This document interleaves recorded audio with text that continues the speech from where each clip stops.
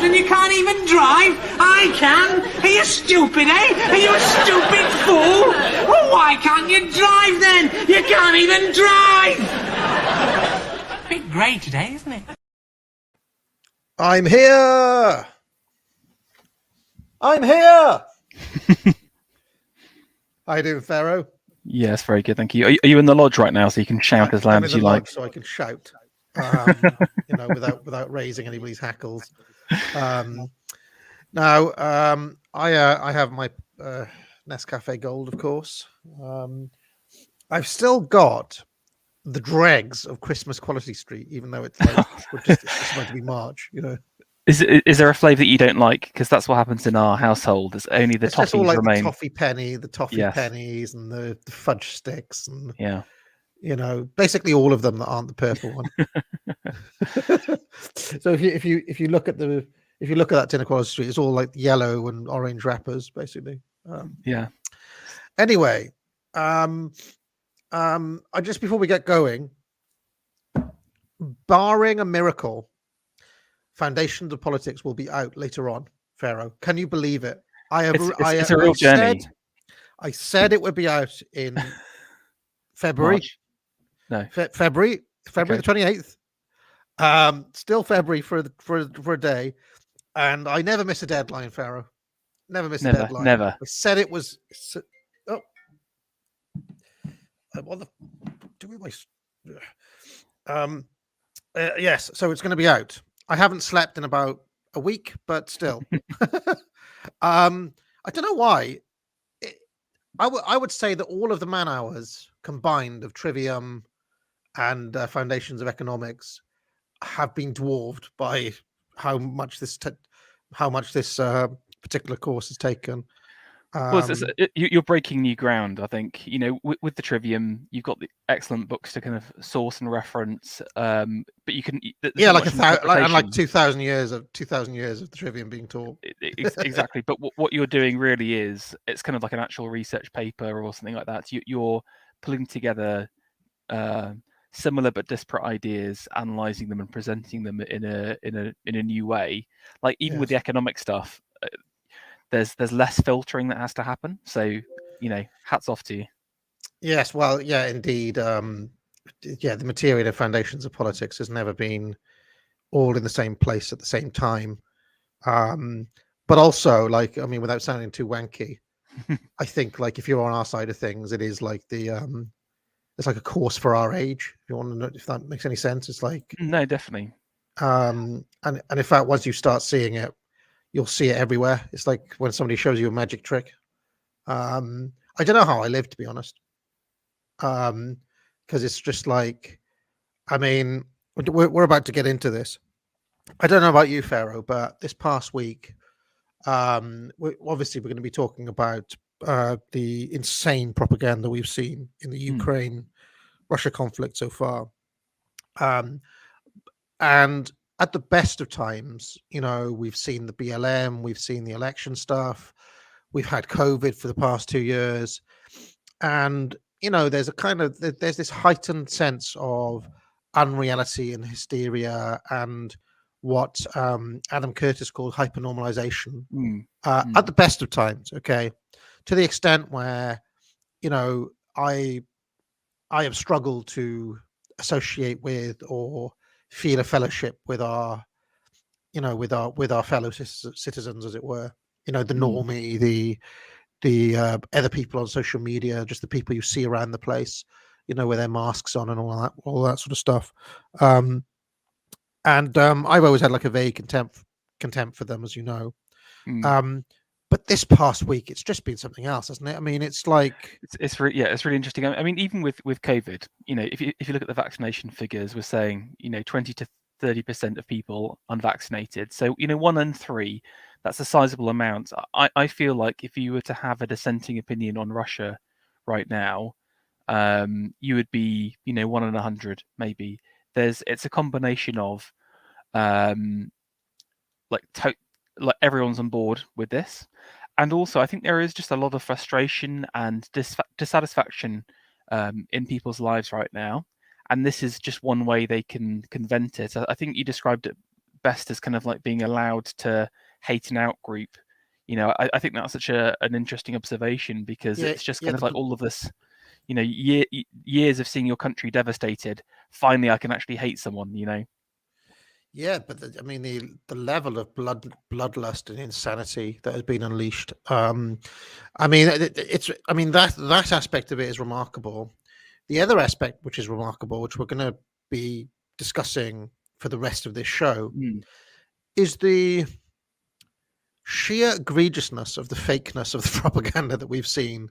Things that you can disprove in seconds, that are just being like run with by senators, blue check marks, journalists, people with sizable followings on social media.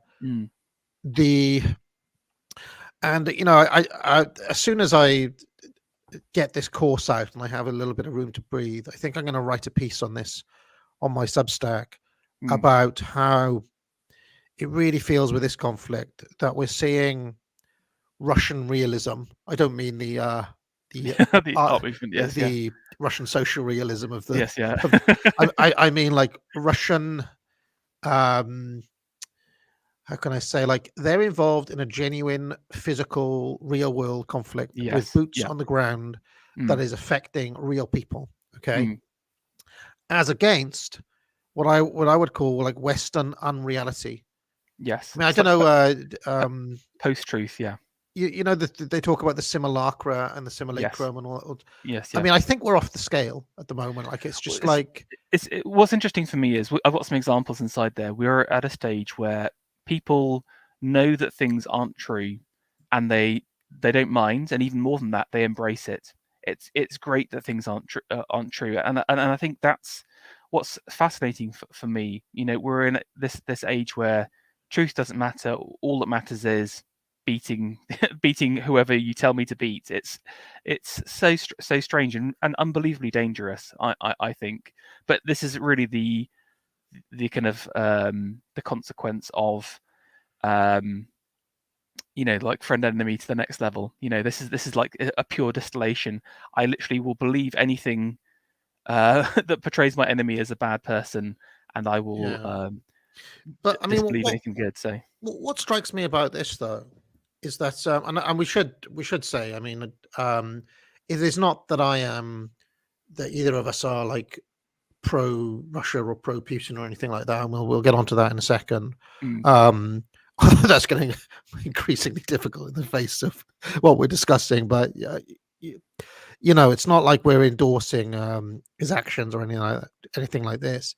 But in wrestling they talk about Gorilla Monsoon used to say he used to say the irresistible force meets the immovable object. Okay, when these two forces collide, the narratives they're running with, which are kind of like 10th rate rearticulations of something we've discussed so many times, boomer truth. It's all like World War II narrative warmed over. Okay, the fact that it just isn't true, and the fact that this is a real situation, at some point is going to have to come hurtling. Like, at what point do these people come hurtling back to reality? Because I have seen some extraordinary things this past week. I mean, even aside from the propaganda, when the White House spokesperson comes out, and it's not what's her name, Gene Patsky, it's some other dude. It was he was an Asian guy. He came out and he said, "Oh, you know what? When we talked about taking taking Russia off SWIFT, yeah, not the gas, not the energy and the gas though." And I'm like, what planet is this? I mean, we're putting sanctions on these people, but actually we rely on them for energy, so we're not doing that bit. It's Yeah. fascinating because it's a simultaneous, like you said, I would describe we are at an actual, they talk about the information war, but this is war levels of propaganda. You got to understand it's daily, it's updated, it's unrelented, it's coordinated across the media platforms, and I've got some examples of that later. But this is the kind of level of information of warfare you would have in a world war. Again, going back to, we've gone through World War One and two examples. I mean, it's there are no recruitment posters, but the level of stuff they're saying is actually it's highly voluminous, but also egregiously outrageous, and but then it doesn't match up to their actions at the same time. We've got blue check marks calling for nuclear war, Pharaoh. Yeah, exactly. Gary Lineker complaining that the nuclear deterrent is meaningless. It's fascinating. But from my perspective, I'm like, if if you genuinely think that Putin is such a threat, a Hitler, an existential threat, like you said, just go to war. Literally, just commit 100%. Just go to war right now. I'm calling you out. I'm calling out all Western governments. This is what I've talked about for so long, Pharaoh. What they do is what I call perception management. Okay. Yeah. So they're managing the perception that we're in a real conflict with the Russians. Well, if you study their actual actions, it's like, at some point this is going to have to become real, or the people who are actually really doing it are just going to steamroll. I mean, I don't know if you've seen. I mean, one of the more bizarre aspects of this is that Coach Red Pill is in Kyiv. Wild. Which is just bizarre, but he's been doing the round. He was on the Duran. Yes, yeah. He was on Keith Woods. He was on JF last night, and he's literally sitting there in Kyiv doing live streams with, which is, again, we talk about unreality. I mean, it's just mind-boggling, really. But he's been saying that, the Russians basically have them surrounded. That this is what being like. It's not just because if you just take a little surf of like blue checkmark Twitter or watch the news or whatever, it's like the brave Zelensky is fighting from the front, and the brave Ukrainians are really putting up a good resistance here. But like the reality is that they are swiftly just taking over.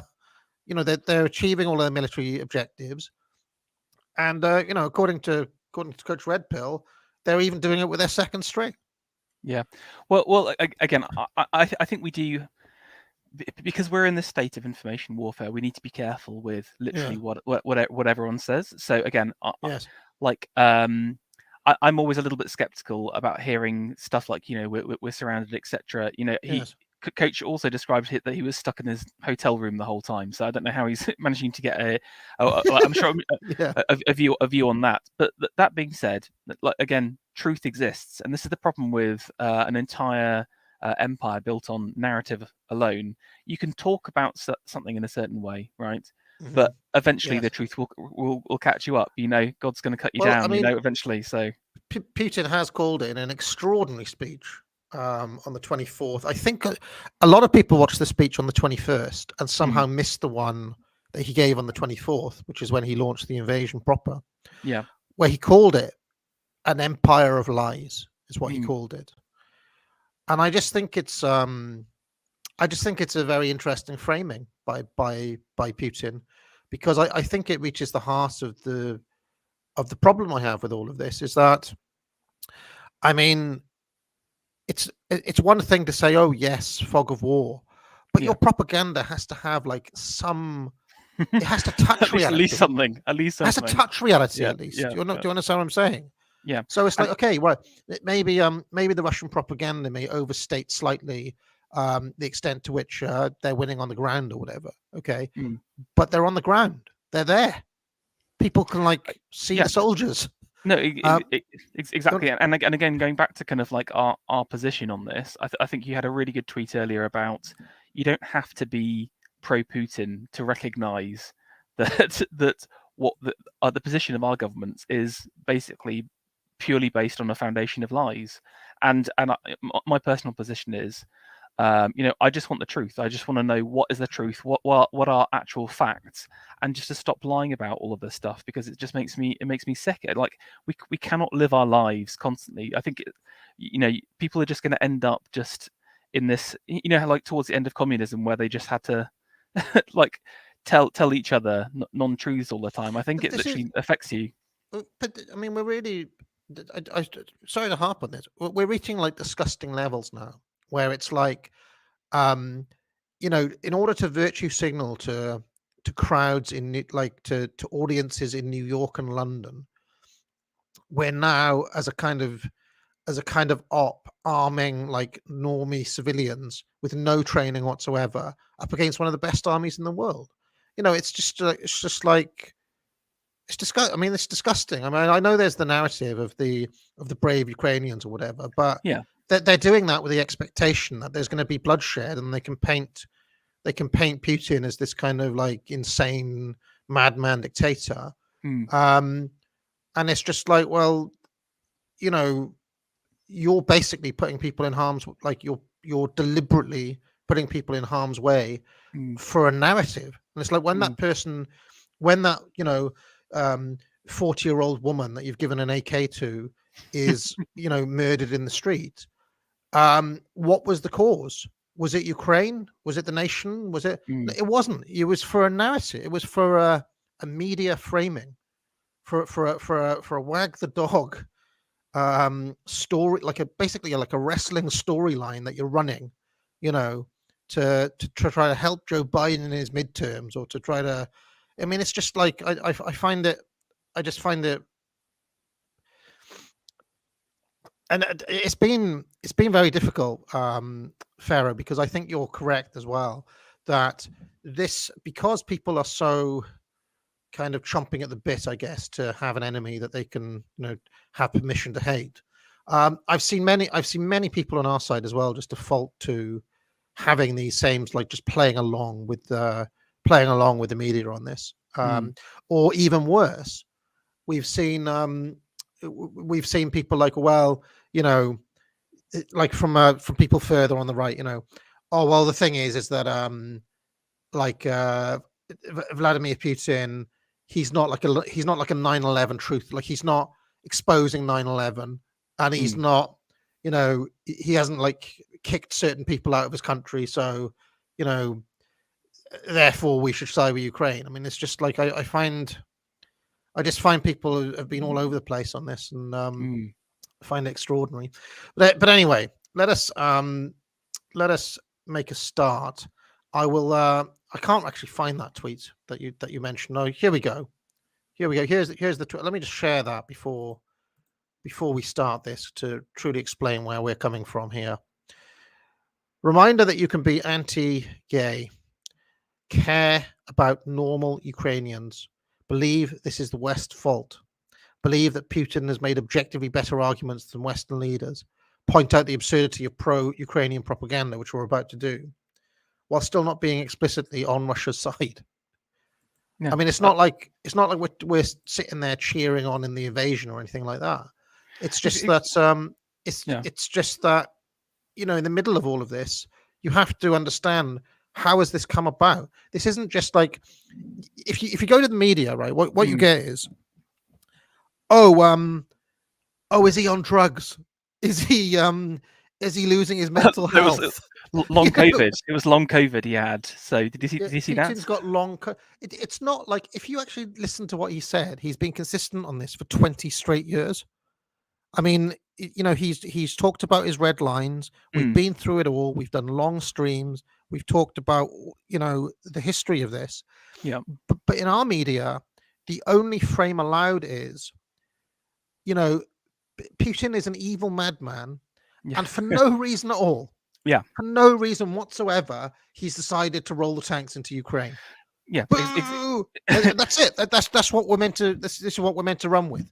Yeah, exactly. And again, our positions should be as truth seekers. We should hear what Putin has to say, and he says, I'm being a peacekeeper of these independent regions because of, Ukrainians' dalliances with NATO membership, and then take a look at his word and see if it's true. And again, if you look at historically, there are, certain agreements were made which were crossed. And then, like you said, if you do the same for the West and say, what is the Western media's view on the invasion? It is that Putin is literally Hitler and insane. And you just look at the way that he talks and and his reasons for war, and it doesn't match up. So again, we should be constantly questioning both sides and saying, well, what is the truth? What are the hard, tangible facts? And actually, another person I just want to shout out, he did a very good job of this, was David Starkey. He's obviously got his history channel. Yeah, I'm going to watch that later. I saw you pimping that last night.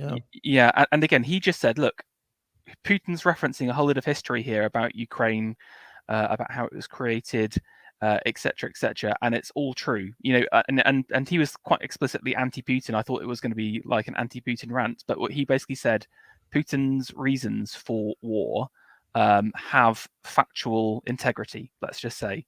And again, I think that's the only way that we can approach these circumstances.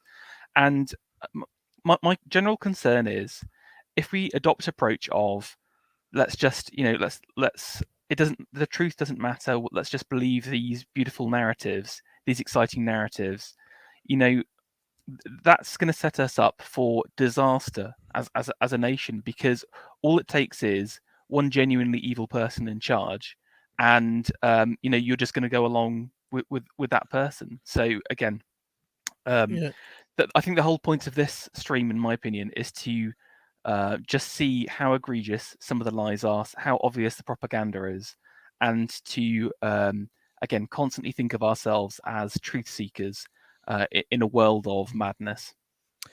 Yeah, I mean, just to put a cap on what Pharaoh's saying there. I mean, one of the problems I have with it, this kind of frame that we're meant to adopt, and it's been the same in every war, right? It doesn't actually matter who the aggressor is, because remember, and Putin called all of this out in his Empire of Lies speech, when it's the US invading, it's the defender, it's Saddam Hussein or Slobodan Milosevic who's the Hitler, right? I mean, it's just like, it really doesn't matter who's on offense or defense. It's just like the framing of every enemy as a new mustache man. This is a child's view of the world. It's like comic book. It's like I'd even go so far. I don't really like the Marvel movies, but I'd even go so far as to say that the average Marvel movie has greater nuance and shades of grey than this narrative that we're meant to adopt. No, and again, I think it's interesting how you had another tweet about that the West is basically using early 20th century tactics. And again, hopefully I'll be able to prove that everything that's been put out there propaganda-wise is archetypally the same as the Second World War. However, like you said, the quality of narrative has declined so much. And it's partly, I think, just intellectual fatigue. It's partly just ineptitude, but it's just laughable. When you put it next to some of the World War II propaganda, you're like, we're so unbelievably far from that. But maybe we should make a start. Otherwise, I don't think we'll. Let's have a look then. So, first of all, yes. Yeah. Now, one of the reasons we're being so cagey on this stream, Pharaoh, is because, I mean, the jury's a bit out on this, but he did say it. Alexander Johnson has come out and said that basically they're going to be treating like pro-Russian sentiments on social media and things like that as treason.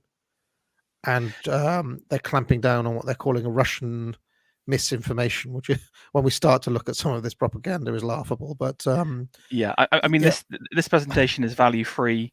I wholly support everything that UK does. If the UK just like nukes Moscow, that's great. I support that. No. Hold on. I utterly condemn the use of nuclear weapons. Pharaoh, if the UK does it, it's okay. If the UK does it, it's okay though, because otherwise we're traitors, yeah. Well, yes. Whatever the government tells us is fine with us.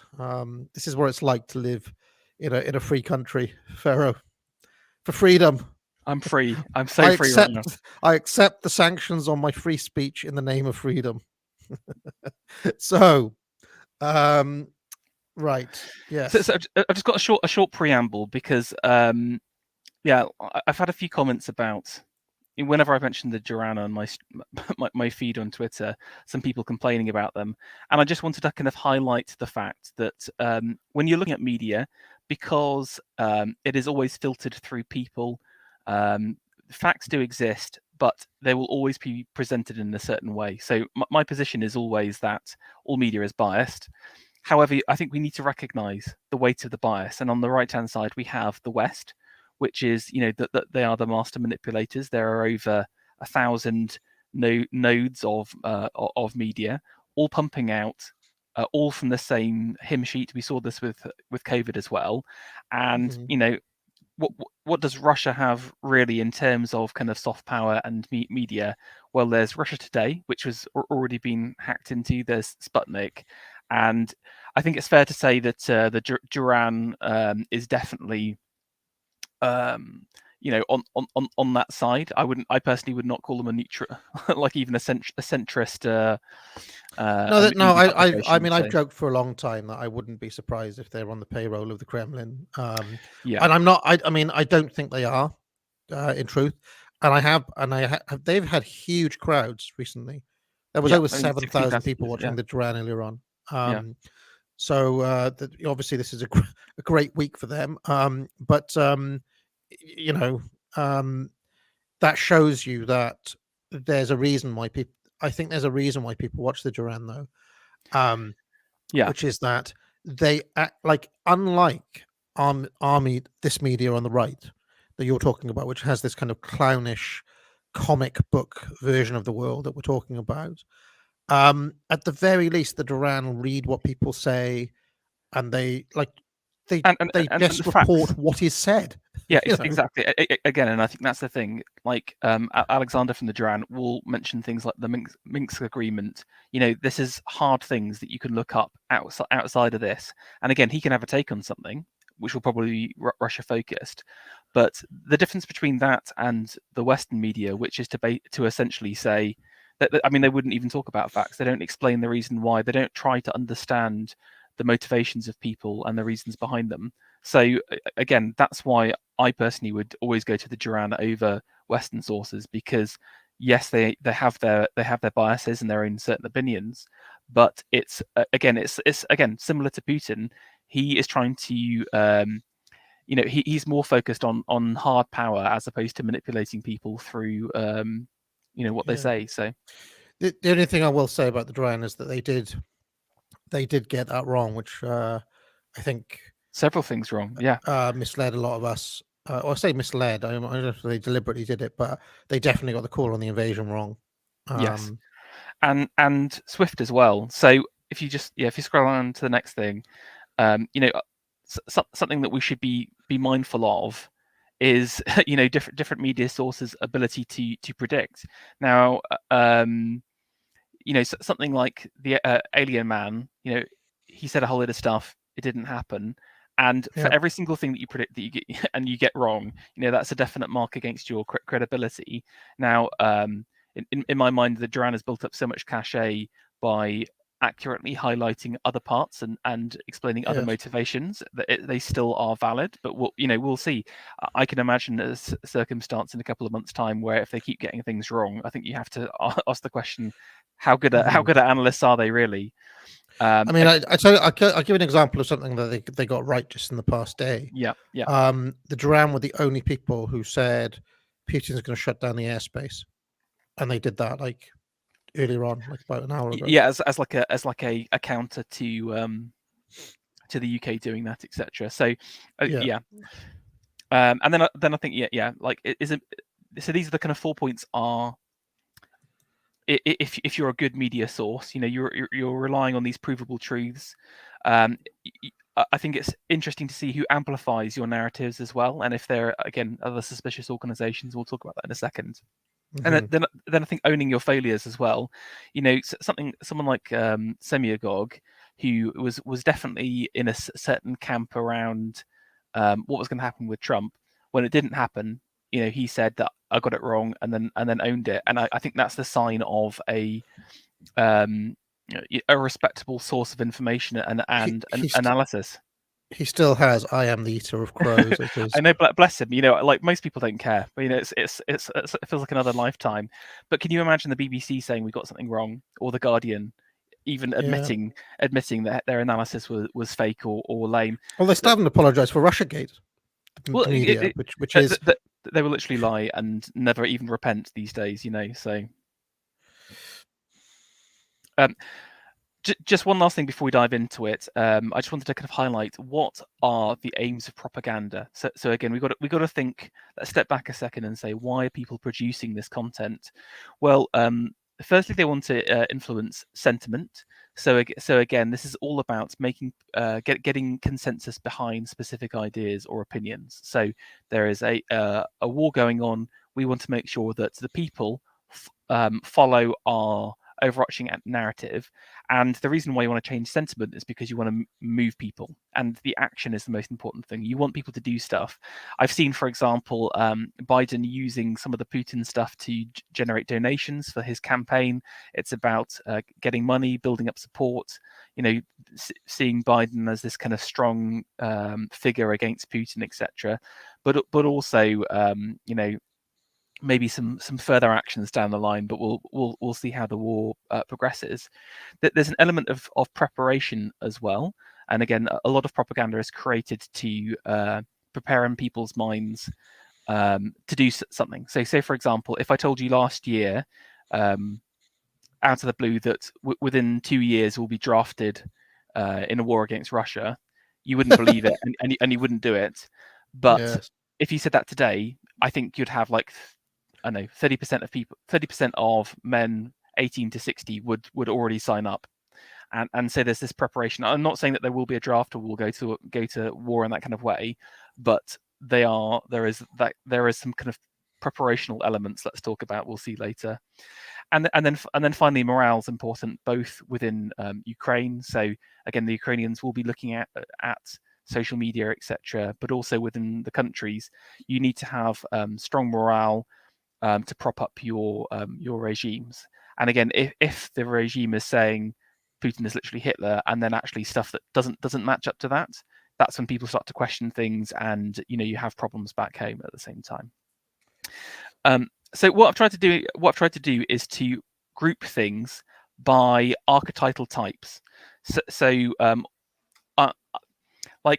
tried to kind of cluster the propaganda together with a specific aim, and the first one is around the idea of iconizing people, and I've got a little definition for each one if you scroll down. Sorry.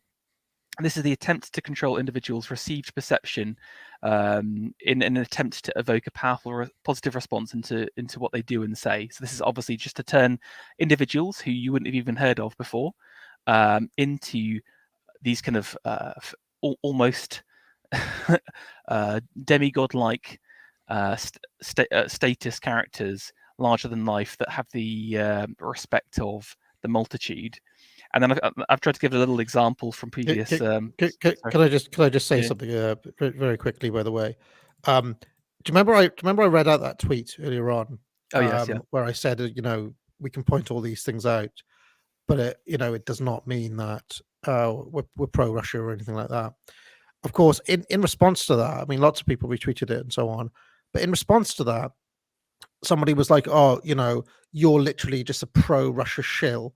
I'm like, there's nothing. This is something else that I'm seeing more and more, is that there's no, in the face of just blind partisanship, there is no space for nuance. And I mention that because as you're talking, Pharaoh, very rationally, there are people in the chat accusing us of being like Russia shills here, which is just, in the face of half an hour of disclaimers in that way, they're still saying it. It's, I mean, it's going to happen, isn't it? I don't mind. I mean, again, my conscience is clean, so it's on you.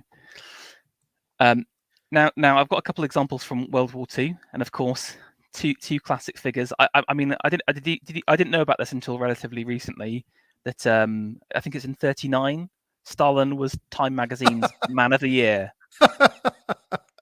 Okay, yeah. Look at that picture as well. Papa Stalin. And actually, if you listen to Stalin's War, it's really interesting that they have a big segment on like how the US press tried to turn him into this iconic figure back home, and again build up this image. And again, I think the same's definitely been done, obviously, with Winston Churchill, this defiant, the bulldog. He's the bulldog character, Yeah. So strong is this propaganda around Churchill. Well, I'm sure you're about to show us that it's still, especially in this country, resonates and is leaned on whenever they need it, basically. In Yeah, Doom exactly. Truth. But and again, I think this propaganda was very effective. There's literally, again, if you were to say actually Winston Churchill is a questionable figure and has some very poor performance in World War II, you would get physically attacked by people, I'm pretty sure, in the UK. So it literally lives on today. It's that ingrained in our thinking today. Now, do you want to see what the cursed modernity has come back with their version of iconization here? Oh, Jesus! I haven't seen this. Okay, here we go. So this Hey, is Putin. yeah. This is a profile of a hero. Enjoy. Yeah. So that's Zelensky. What's his name again? Sorry, Zelensky. Zelensky. Yeah. Yeah, Zelensky as Captain Ukraine. But I just love that they can only think of things in terms of Marvel. That people's minds have been so shrunk. Their only frame of reference is literally like a Marvel character. Yeah. Do you know what else is fascinating about this? This is user-generated propaganda. Yeah. Yeah. This was state-generated propaganda. Mm. This is literally like private user-generated, which is another dimension of this. I guess we'll get into. But well, you think again, you think in a quiet hour, old Vladimir sits there in the Kremlin and has a little flick through Twitter and has a look at these things. I mean, what do you think his reaction would be? I bet they have intelligence packs delivered to him of what are people talking about, what's being tweeted out, and I think he probably, when he talks about the West being the empire of lies, it's probably just from reading people's tweets and just being like, what's going on the West? We need a moratorium on their sanity. Oh dear. Here's a couple more. I literally had to go to Reddit for this, guys, so I hope you really appreciate the effort. Zelensky drinking coffee and chatting with his fellow. How do you say that? I mean, I say Kyiv. Yeah, the correct way to say it is Kiev. But again, this is part of the language war, and I guess we'll talk about that later. There's a specific slide. Yeah. But this fellow Kyiv defenders this morning. Imagine what a morale boost it must be for these troops to have the freaking president literally fighting next to you. The freaking president, guys. Look, scroll down a second. 109,000 upvotes. No, I just wanted to show the upvote count on that image, basically. And again, this is just 109,000 upvotes. Yeah, this is literally just such low grade propaganda. This isn't even him in the trenches. This is him in some undisclosed location, just supping a coffee with some other people, and they're just lapping it up like seals. It's truly tragic. What's remarkable as well, though, is that that if this was, let's say, Trump having a coffee with the troops, which he did stuff like that fairly frequently, they would not be. They would not. It's just they've been given permission to lionize this guy. Yes, yeah, it's ridiculous. Okay, this is one of my favorites. Jesus, that guy is brave.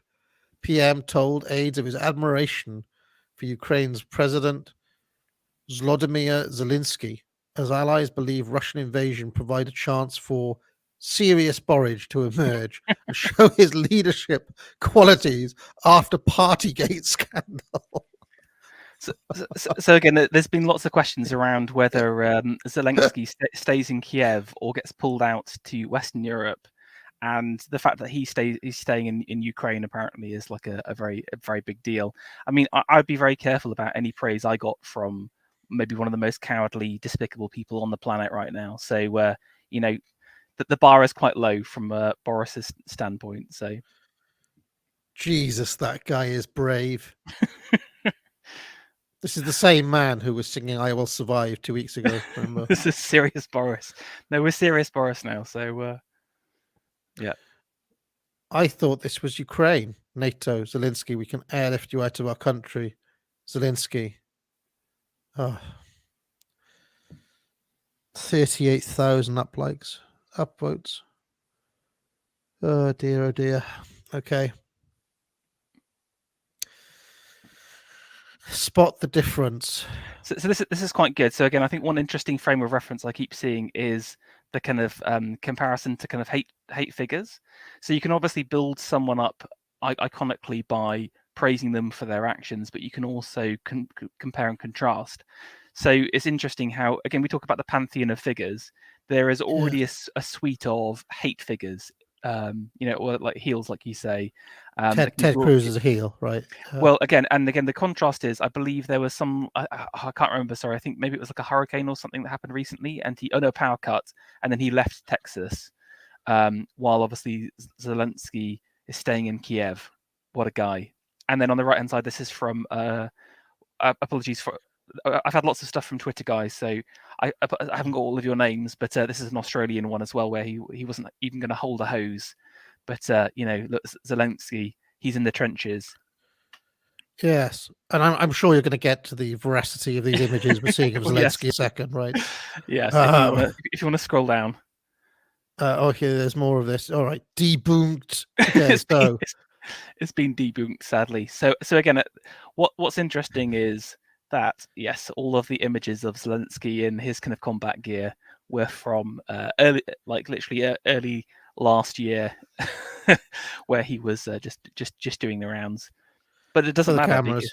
Because, it doesn't matter at all. So yeah, there's loads of them. Look, inspecting the border on September last year, Ukraine president on the front lines. I bet you there's people watching this who retweeted this shite as well. For sure. But you see, I mean, all right, just to try to play like Steelman. Yes. These people for a second. Is the right? So the veracity of this image is not Yes. correct, but the essence of the idea is true. He is down there in the trenches.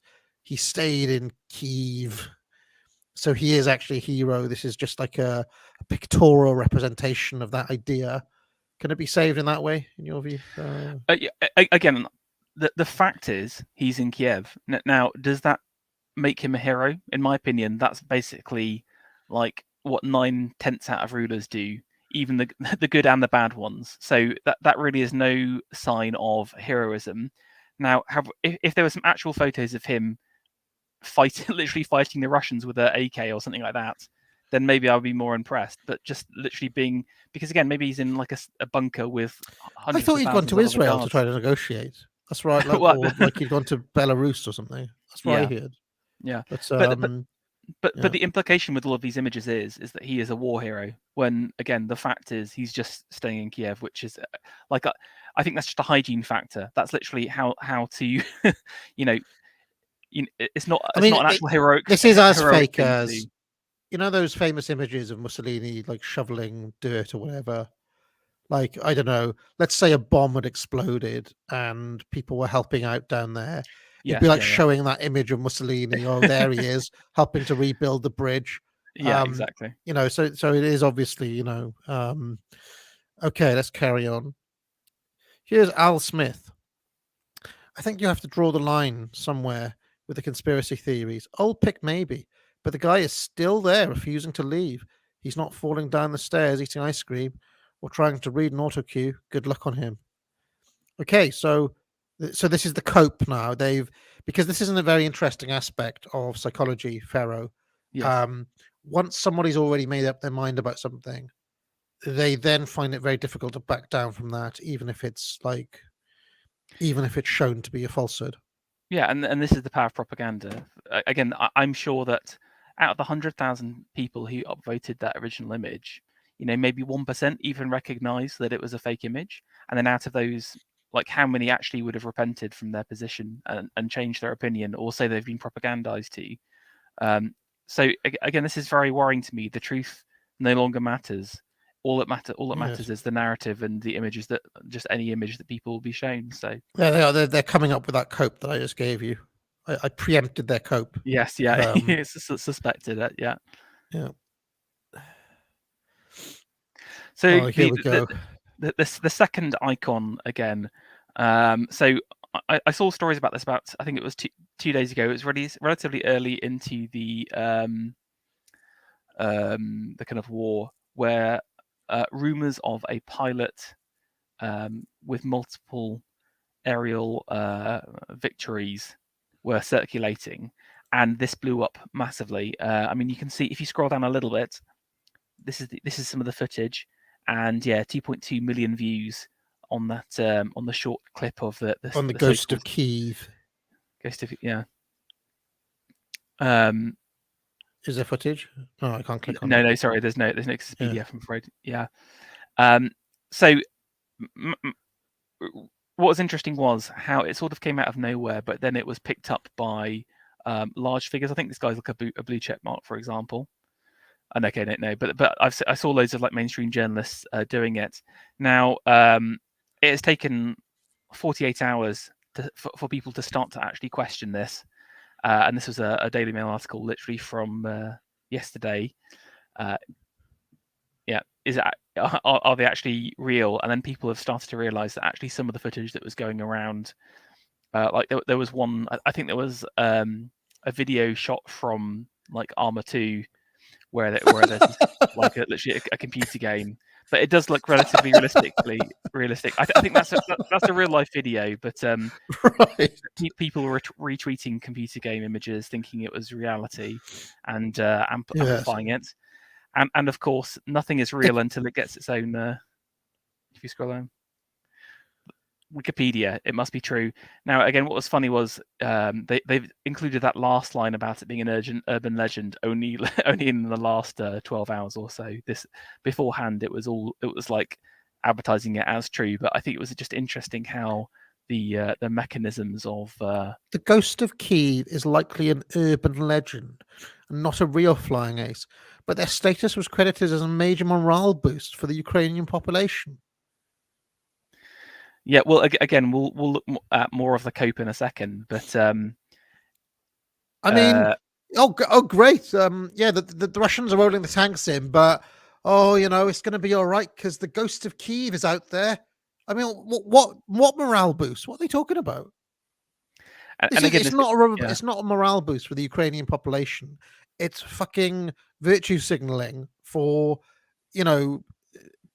pussy hats sitting in Washington or wherever, people in Portland to virtue signal about a new issue, yeah, to get likes and retweets. That's all it's about. It's not even about morale for Ukrainians.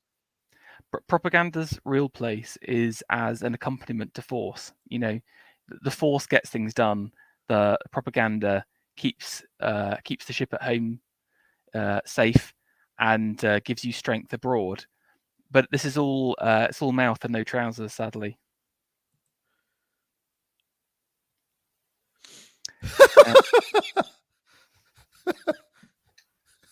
What's KFC barstool? I don't know. The people who shit on the Ghost of Kyiv for being a fake story are the worst. How about maybe just getting behind a badass story to support Ukraine rather than priding itself on being a snopesy bitch narc? What? It's interesting how the lefties don't like a debunk when they're the ones being debunked. Where are the fact checkers anyway? I mean, where are Snopes? They're missing in action. But again, this is a real worry to me. This is beyond, this is beyond truth. Now, again, obviously, my favorite aspect of this was literally like a US senator retweeting this image where they claimed that the ghost of Kiev was Sam Hyde, or I think they called it was it Samu Hydinsky or something? It was ridiculous. And like actual sitting congressman retweeted an image of Sam Hyde. Can't keep on getting away with this. It's so tragic. It's so tragic. Okay, One last little icon here, and again, I just found this despicable and insulting to my entire faith here. This is, yeah. What do you think? Saint Rhaethon of the Javelin, patron saint of slagging Russian armor. So Raytheon's obviously the weapons contractor, and the Javelin is a Javelin missile. So it's kind of, I mean, talk about iconization. That they've literally created a Russian icon out of the weapon. I Here. happened to be in a place where they were showing media yesterday, like on the big screen, service station. Yes, yeah. And they had footage of Ukrainian Catholic Church. It's like, oh, now things like this matter. We have to care, like the Ukrainian. So that they were running pretty heavily with this idea of the Ukrainians being like a devout people. On the bit of footage I saw, I mean, it's literally been non-stop. I just happen to, sometimes when I take my phone out of my car, LBC comes on, and I just heard like a quick hit, like a 30 seconds, and it was all just rah rah rah, war war war war war. It is remarkable. It really is something to behold. And it's extreme. The thing is, though, that I find shocking, Pharaoh, is how effective all of it is. Like, it works, despite its fakery. Again, because of this thing where people don't even bother checking about stuff, combined with once they've heard it once, it might as well be the true. And then again, this move where people don't even care about the truth now. It's just about getting one up on the enemy, or whoever we're told is the enemy, and that's the most worrying thing for me at all. But the thing is that not a single one of these people actually care about what's happening on the ground. All of this is to boost their own social media profile, their likes, their retweets, their little dopamine. It's like people are, could be killed here, folks, and it's just like, for them, it's just more dopamine. It's more like a chance to get one over on those evil far righters or whatever it is. Yet again. Exactly. Yeah. So that's the first one. The second archetype is what I've called propaganda used to raise stakes. So if you scroll down to my little description, this is an attempt to increase in fear and worry in a nation about a war in an attempt to prioritize it. So the whole idea behind this is, if you scroll down a second, this is quite a good image. Again, sorry to dunk on the Americans. Apologies here. I love you all, but 2,000 Americans were asked to point out Ukraine on a map, and you can see the various dots here, and you can see obviously like probably more than half couldn't get even near it. So can I sorry to zoom in on this, but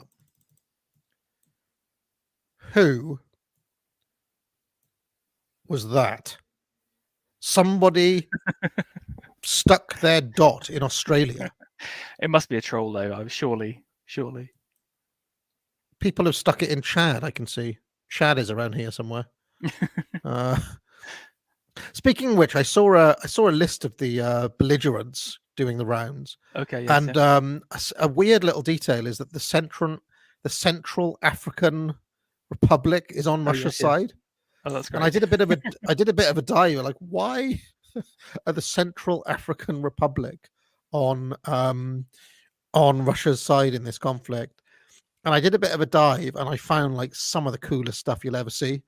They run like illicit diamond operations down there with a Russian mercenary security squad. It's so gangster, Pharaoh. So gangster. What's it BAP says? Everyone's just international gangsters these days. Everybody's an international gangster. But yeah, the Russian mercenaries are down there training the Central African Republic army. So there we go. Yeah. Now with this image, I didn't really want to hate on Americans. I wanted to just reflect on the fact that if you can't even know where the place is, why should you care about it? And I imagine most Ukrainians wouldn't even most Americans wouldn't even care about Ukraine. So by raising the stakes, you can kind of make it a thing that's important in people's lives. It's not just a war that's over there. It's something that's relevant for yourself. And there's an alarming amount of people who thought it was in Greenland.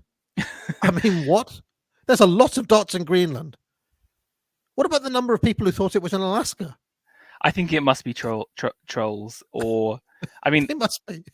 yeah, we'll see. It was done by the Washington Post apparently. So Okay. So if we scroll down, I've got a quote from. I'll just refer to him as the Big G. But I don't know if you want to read it out. Propaganda to the home front must create an optimum anxiety level. Propaganda must reinforce anxiety concerning the consequences of defeat. And that's by the enigmatic G. The Big G, who I will not actually say his name, but we did an entire stream on beforehand. So raising the stakes is all about making people at home anxious. So again, it's not a war that's over there; it's a war that's relevant for yourself. Something that's going to affect your lives, and so you should prioritize it and pay attention to it. So, do you want to take a look at some examples?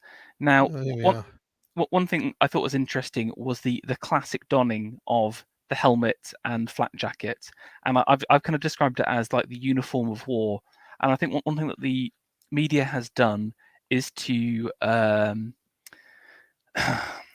I guess get it in people's heads that when journalists are wearing the flak jacket, things are real. You know, this is a serious war, and they only break it out for very special occasions. It's kind of like a certain regalia to kind of indicate and to tell people this is a big war. So again, this is the stakes. The stakes have been raised. Yeah, no, I was thinking about this. Do they do this for every conflict? Because no.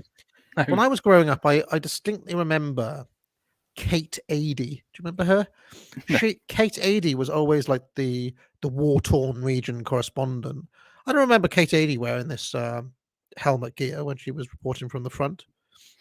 Well, they were direct for I remember for like Yugoslav or for Iraq and Afghanistan, but like only in those places where there's a serious war.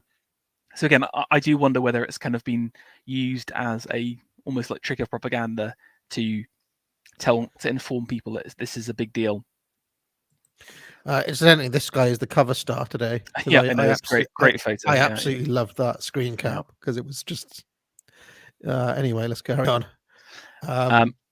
Yes. But the problem is that the reality of the situation doesn't necessarily match up to to the uniform, and I quite like this one here. Yes. I hate to say this, doesn't he look a bit like Mark, this guy? But yes, yeah, we can see what's going on now. So the other thing I've got on raising the stakes is this discussion about nuclear war. Now, I think I wonder, again, I've got to be really careful here, but it's interesting to me that they've taken something they've said and they've pulled out into this entire nuclear thread. And I haven't seen the original speech that they took it from, but from reading the articles, again, Putin's words sound like a direct threat of nuclear war. Yes. Now, the way that that's phrased implies that he hasn't directly threatened nuclear war. But do you see what I'm saying? Yes. So I wonder, they mentioned something on the happenstance, and then they've pulled out this entire narrative to make it like nuclear level. That being said, didn't Belarus literally declare that they're a nuclear power now as well? So I didn't know they could do that. Belarus voted to, how do they phrase it? They're no longer going to be a non-nuclear nation, which is a very odd negative framing of it. But, but literally, like, yeah, we got nukes now, by the way. But I mean, I thought that was, I thought nobody could do that, but I guess sovereign is he who makes the exception, as they say. Exactly. Yeah. Now, regardless whether Putin was threatening that or not, you had articles like this where, Ben reassuring this 12-year-old child there isn't going to be a nuclear war. So again, they're absolutely just kind of milking this. They're again getting the idea in people's heads that Putin has threatened it. So again, the reality won't matter whether he actually threatened it or not. What matters is he's been accused of that, and that's what sticks in people's heads. So again, the stakes have been raised. We've gone from a minor dispute in the middle of Eastern Yeah. Europe to a serious war, now to a nuclear war level, etc. So that the stakes have been raised. If you read that speech, which I read last night, and that's because that quote is from the Empire of Lies speech, okay? And what he says is, if outside interests, if foreign nations try to insert themselves into this war, he is gonna not mess around. He was like, you will face destruction like you've never seen before. And it is a kind of I will admit it is a holy shit moment in that speech. I find myself like gobsmacked reading it. But what he's saying is, don't stick your nose in our affairs. And the whole tone of that speech is, listen, America, you're not going to run the world anymore. We're sick and tired of you thinking you have the run of the shop, basically. You have destabilized our neighbor. You've caused a security threat for us. You've broken every promise. You've invaded. His speech. He says, you invaded Belgrade. You invaded Iraq. You invaded Syria. You invaded Afghanistan. You invaded Libya. And he goes on a bit about how Libya is still like in ruins, basically. And basically we're not going to put up with it anymore.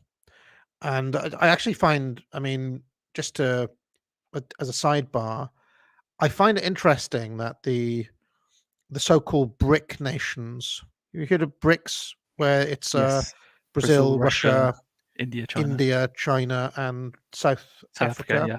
Yeah, I checked each of those before we came on the stream, and they're all either quietly signaling that they're pro-Russia or staying neutral in this whole conflict. And this is something else that I have noticed when I speak to people about this, and when I see people talking about it on social media and so on. I've seen takes like, Russia's going to be like North Korea.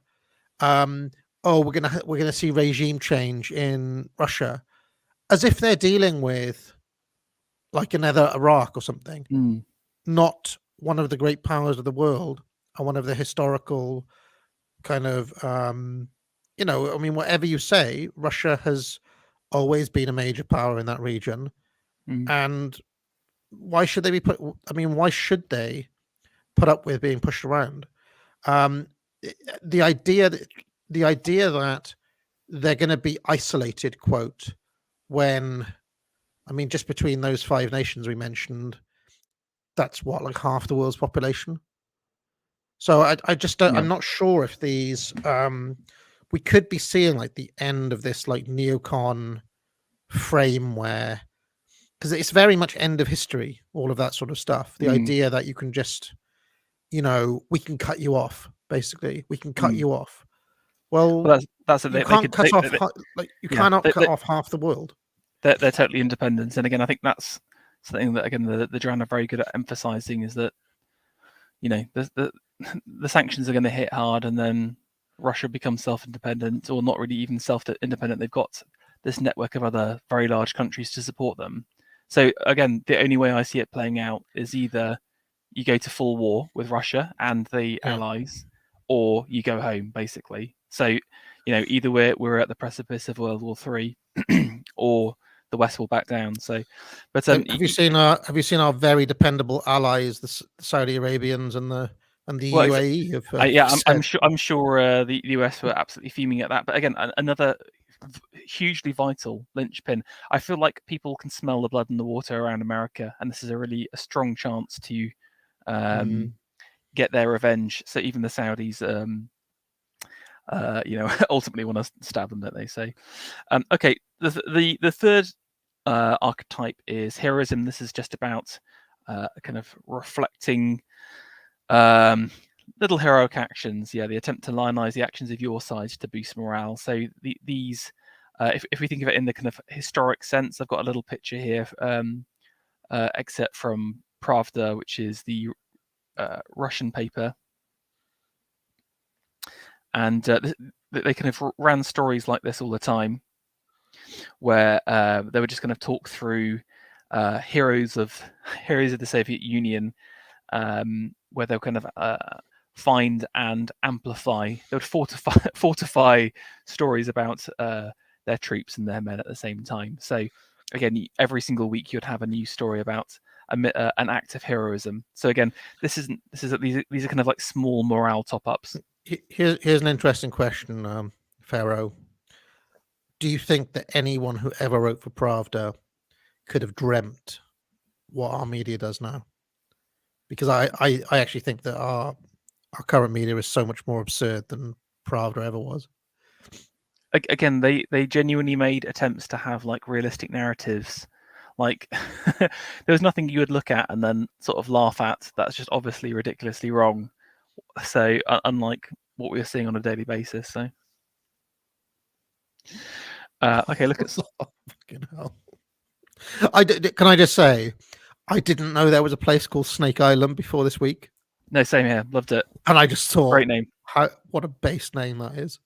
You know, someone who grew up playing Monkey Island and stuff like that. I thought, you know.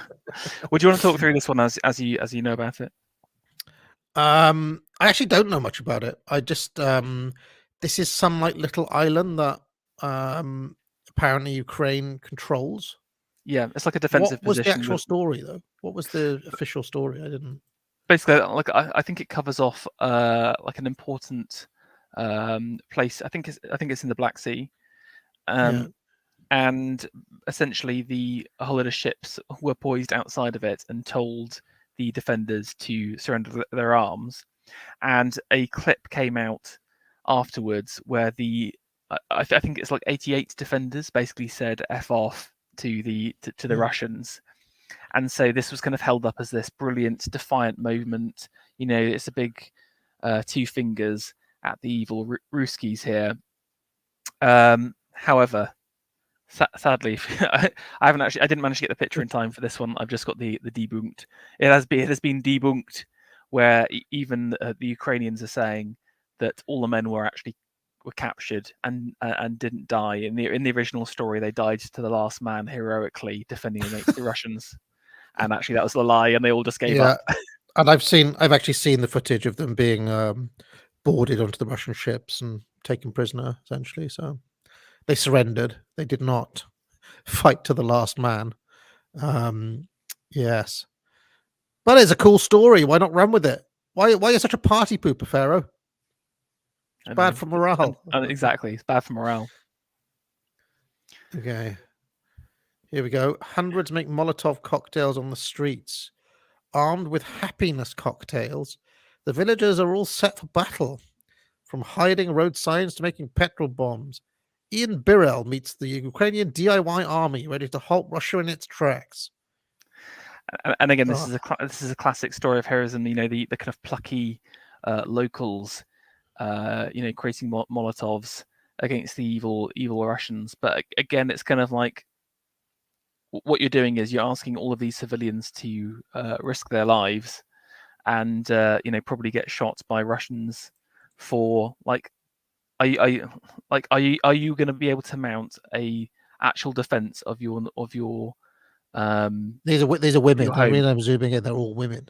Yeah. See. Like, but what I'm saying is, like, will you be able to actually defend your position with a whole lot of Molotovs? You know, yeah. You get the sentiment, but again, it's just a propaganda story. Again, no one's actually using these as well. Notice it's just like they're just creating them. So the use of it really is the story. So apparently the Russians have been extremely careful not to fall into this trap of, like, you know, being seen to be brutal to the civilian population. I think they must have seen that coming, that they knew. I mean, I still find it disgusting that Zelensky is doing this. You know, imagine your government were like, yeah, you're not allowed to leave. We're going to give you a gun. You have to fight to the last man. Go. And you're literally up against the Russian army. I mean, what would you say? What can you do? I mean, I find it remarkable. You know, I mean, I know people are keen to, like, paint this as bravery and so on, but they're being compelled by the government to fight on their behalf against an army. trained army without any training whatsoever.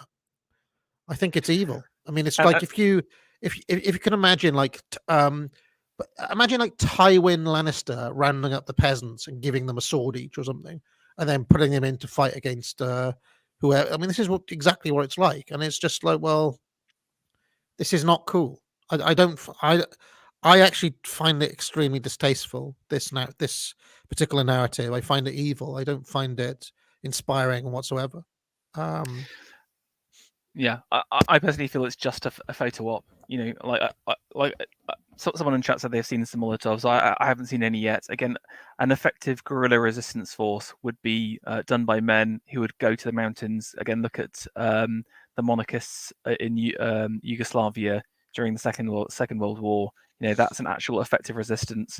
Chucking 1 or 2 Molotovs out of your house and ending up getting shot is a stupid idea, in my opinion. Yeah.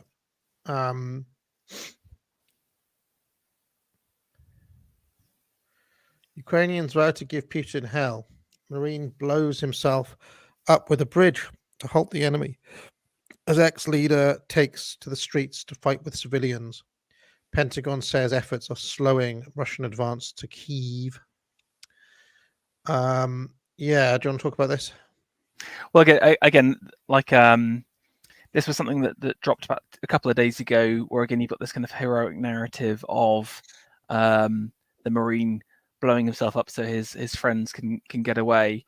The question you have to ask yourself is, like, didn't you see the Russians coming for ages? Why didn't you just blow them up beforehand? I don't know. Maybe just I don't know the context of it, but again, it's interesting how part of the kind of heroism stories is about identifying the stories and then massively amplifying them at the same time. But interestingly, this one didn't really get much traction. So I don't. The thing is, and I know I can see there are people who have taken like a very strongly pro-Ukrainian line on this whole thing. I just don't believe that there is any military strategic, like, all of this is for Western cameras and nothing else. I do not believe that on the ground these tactics of like sticking AK-47s in 35-year-old women's arms has any kind of like military consideration, if that makes any sense. It's just for the photo op, isn't it, basically? Here we go. And I will do it again. My favorite stories of today. This is hot off the press. Defiant Ukrainian sailor is arrested for partially sinking a £5 million yacht owned by a Russian boss who makes weapons for Putin. I mean, we have seen people are taking like vigilante action on like Russian shops. Have you seen that? I've seen various people in British media calling for all Russians to be deported from the UK. Well, it's very similar to a certain night that happened in World War II, but I shouldn't do any allusions, otherwise I'll get on a hit list. Yes, but so I just find it remarkable. All of a sudden, borders matter and people can be deported, and But I just love this random guy. just a random oligarch, just probably love it, just like living his normal life. Just found this like random, had his ship scuttled by a random angry, irate Ukrainian, basically. But I do wonder whether we'll see just increasing amounts of just anti-Russian hate, just people just doing ridiculous stuff like this. Like, where does this end? Like, again, this person, I know, like the Russian boss who makes weapons for Putin. I do wonder about that. Like, they'll just do any kind of justification for it. I'm pretty sure. And some of the attacks I've seen are like, there was just a restaurant called the Russian House and stuff like that. Where does this stop? Yeah. Think of the children. Oh, here we go.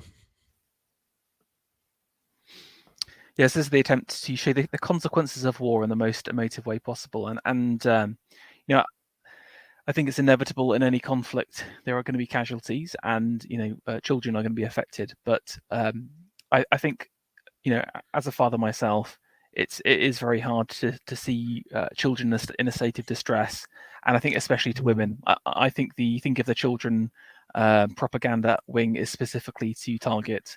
Yeah, I mean, I women. remember very strongly in the Syrian push, they claimed that Assad was using chemical weapons on children. Do you remember that? Yes, yeah.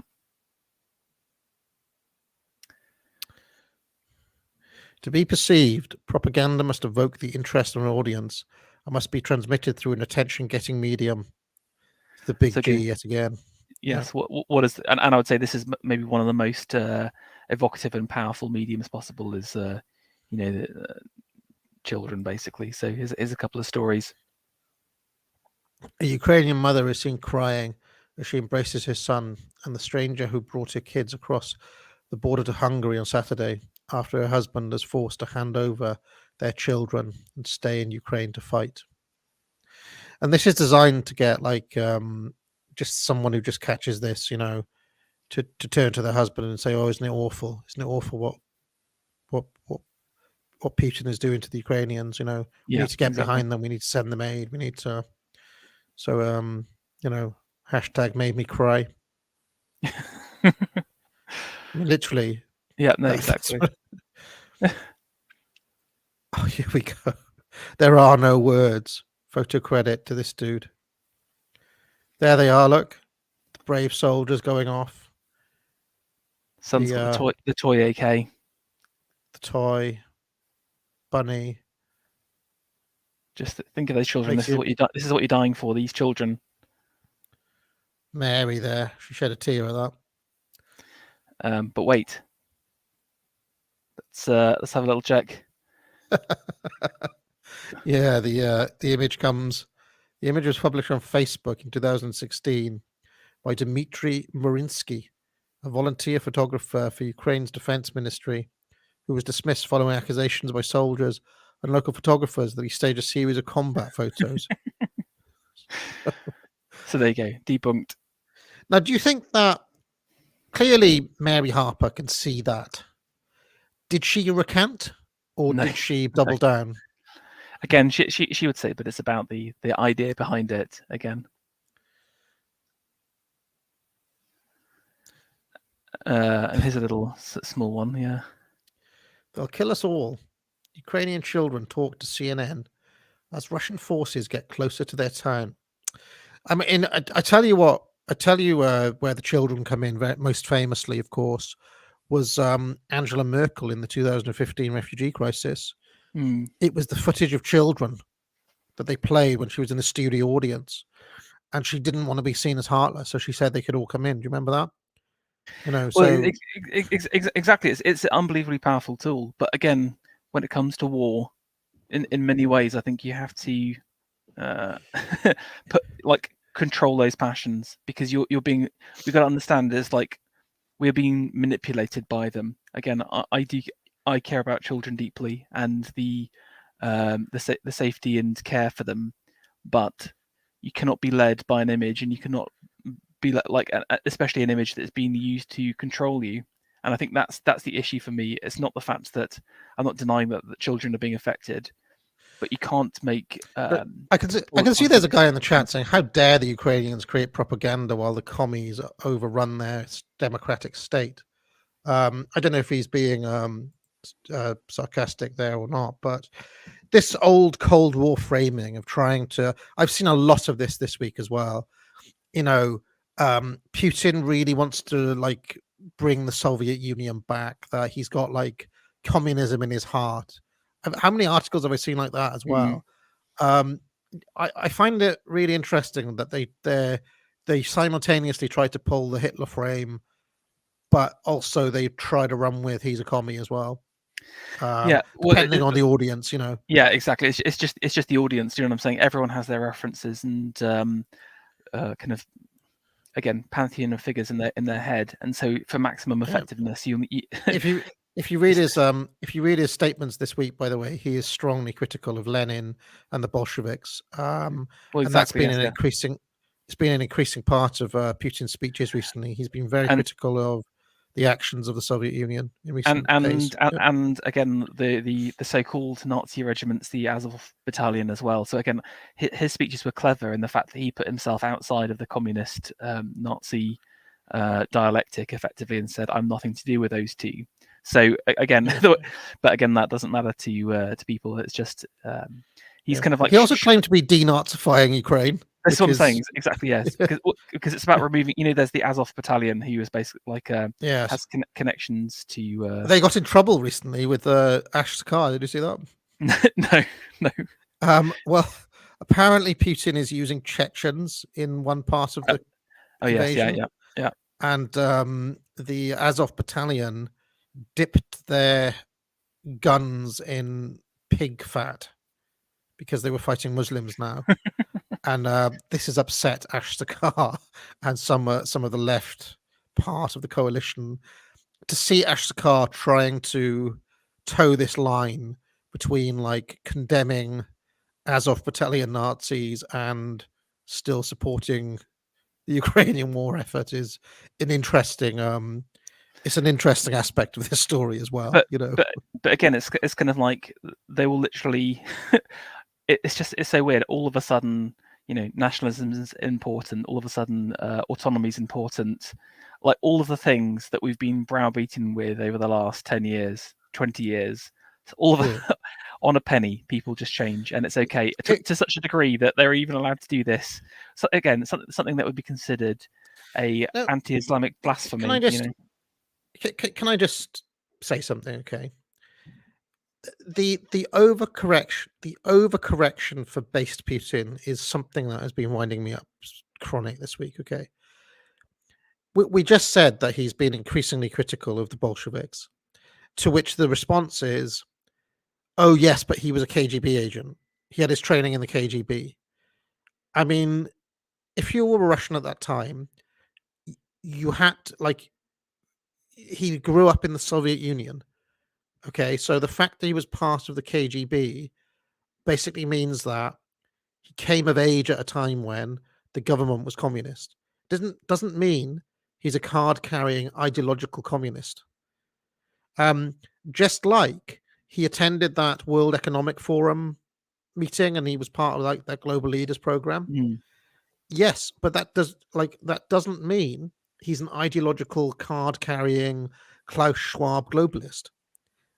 Clearly, by the things that he says and his actual actions, you can see that.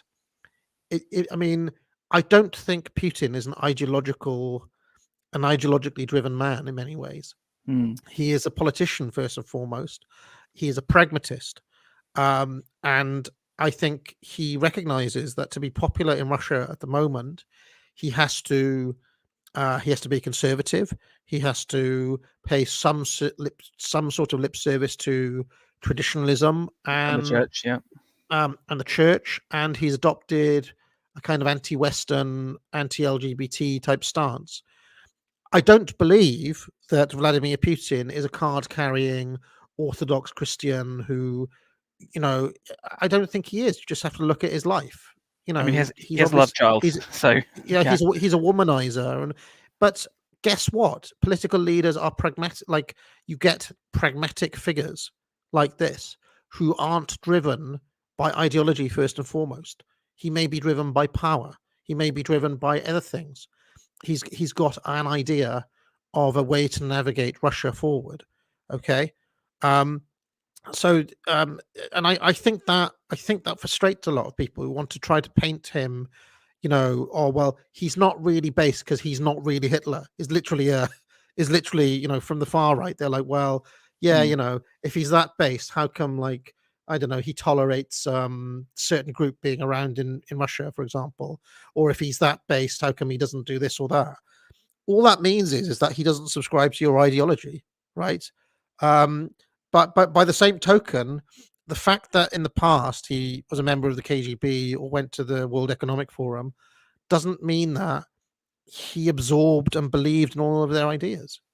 No, exactly. And I just think this is another part of this almost like comic book view of the world that people have, where it's just like somebody's either based or they're a wokester. I've tried to show this before with people like Tony Blair and things who'll be prepared to say or do things. I mean, and in the case of Blair, he does actually believe in an ideology very, very, Mm, very obviously, but he's still prepared to say and do things that he doesn't really believe for a particular end. This is yeah. politics. So anyway, sorry about that rant, Pharaoh. Let's carry on. No, that's really important. I think so. Okay, now this was Um, a really interesting story. I don't know if you heard about this, but my wife actually mentioned it to me, and this was about a woman giving birth to a daughter as she's sheltered from bombs in Kyiv.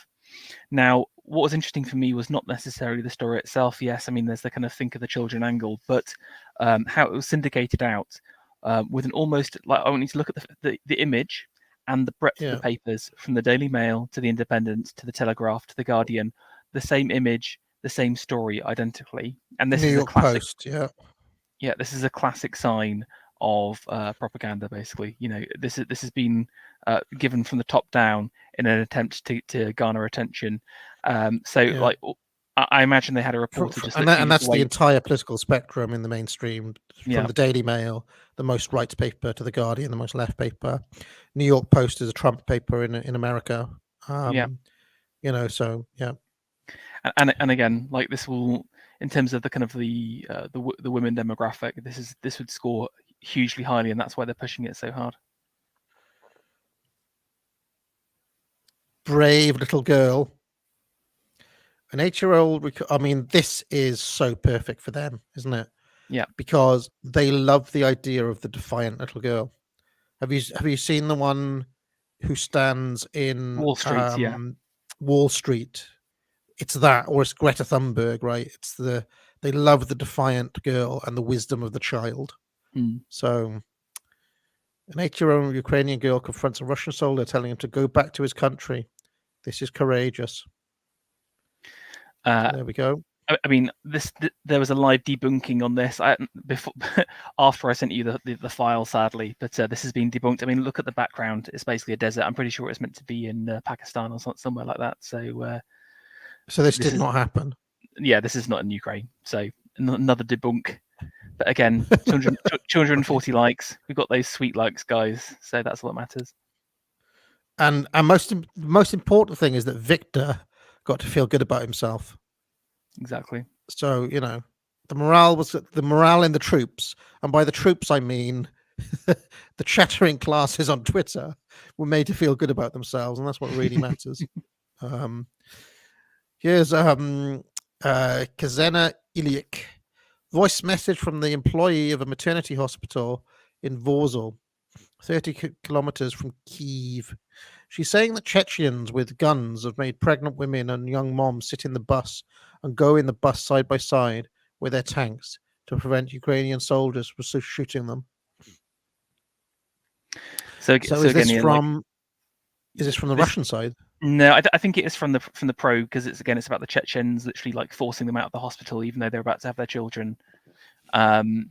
But again, like another maternity baby story doing the rounds, which again, I Right, think they're interesting. using the pregnant women as human shields. Yes, yeah, The exactly. Chechens are, yes. Yeah, Yeah, and I happen to know that the involvement of the Chechens lost Putin a lot of support among certain right wingers, for example, yeah. because it flicks some switch in them, and they're like, yeah, Chechens are scumbags, basically. So I saw people like flip over this particular angle. So I mean, whatever you can say, I do think Putin is losing badly in the optics war.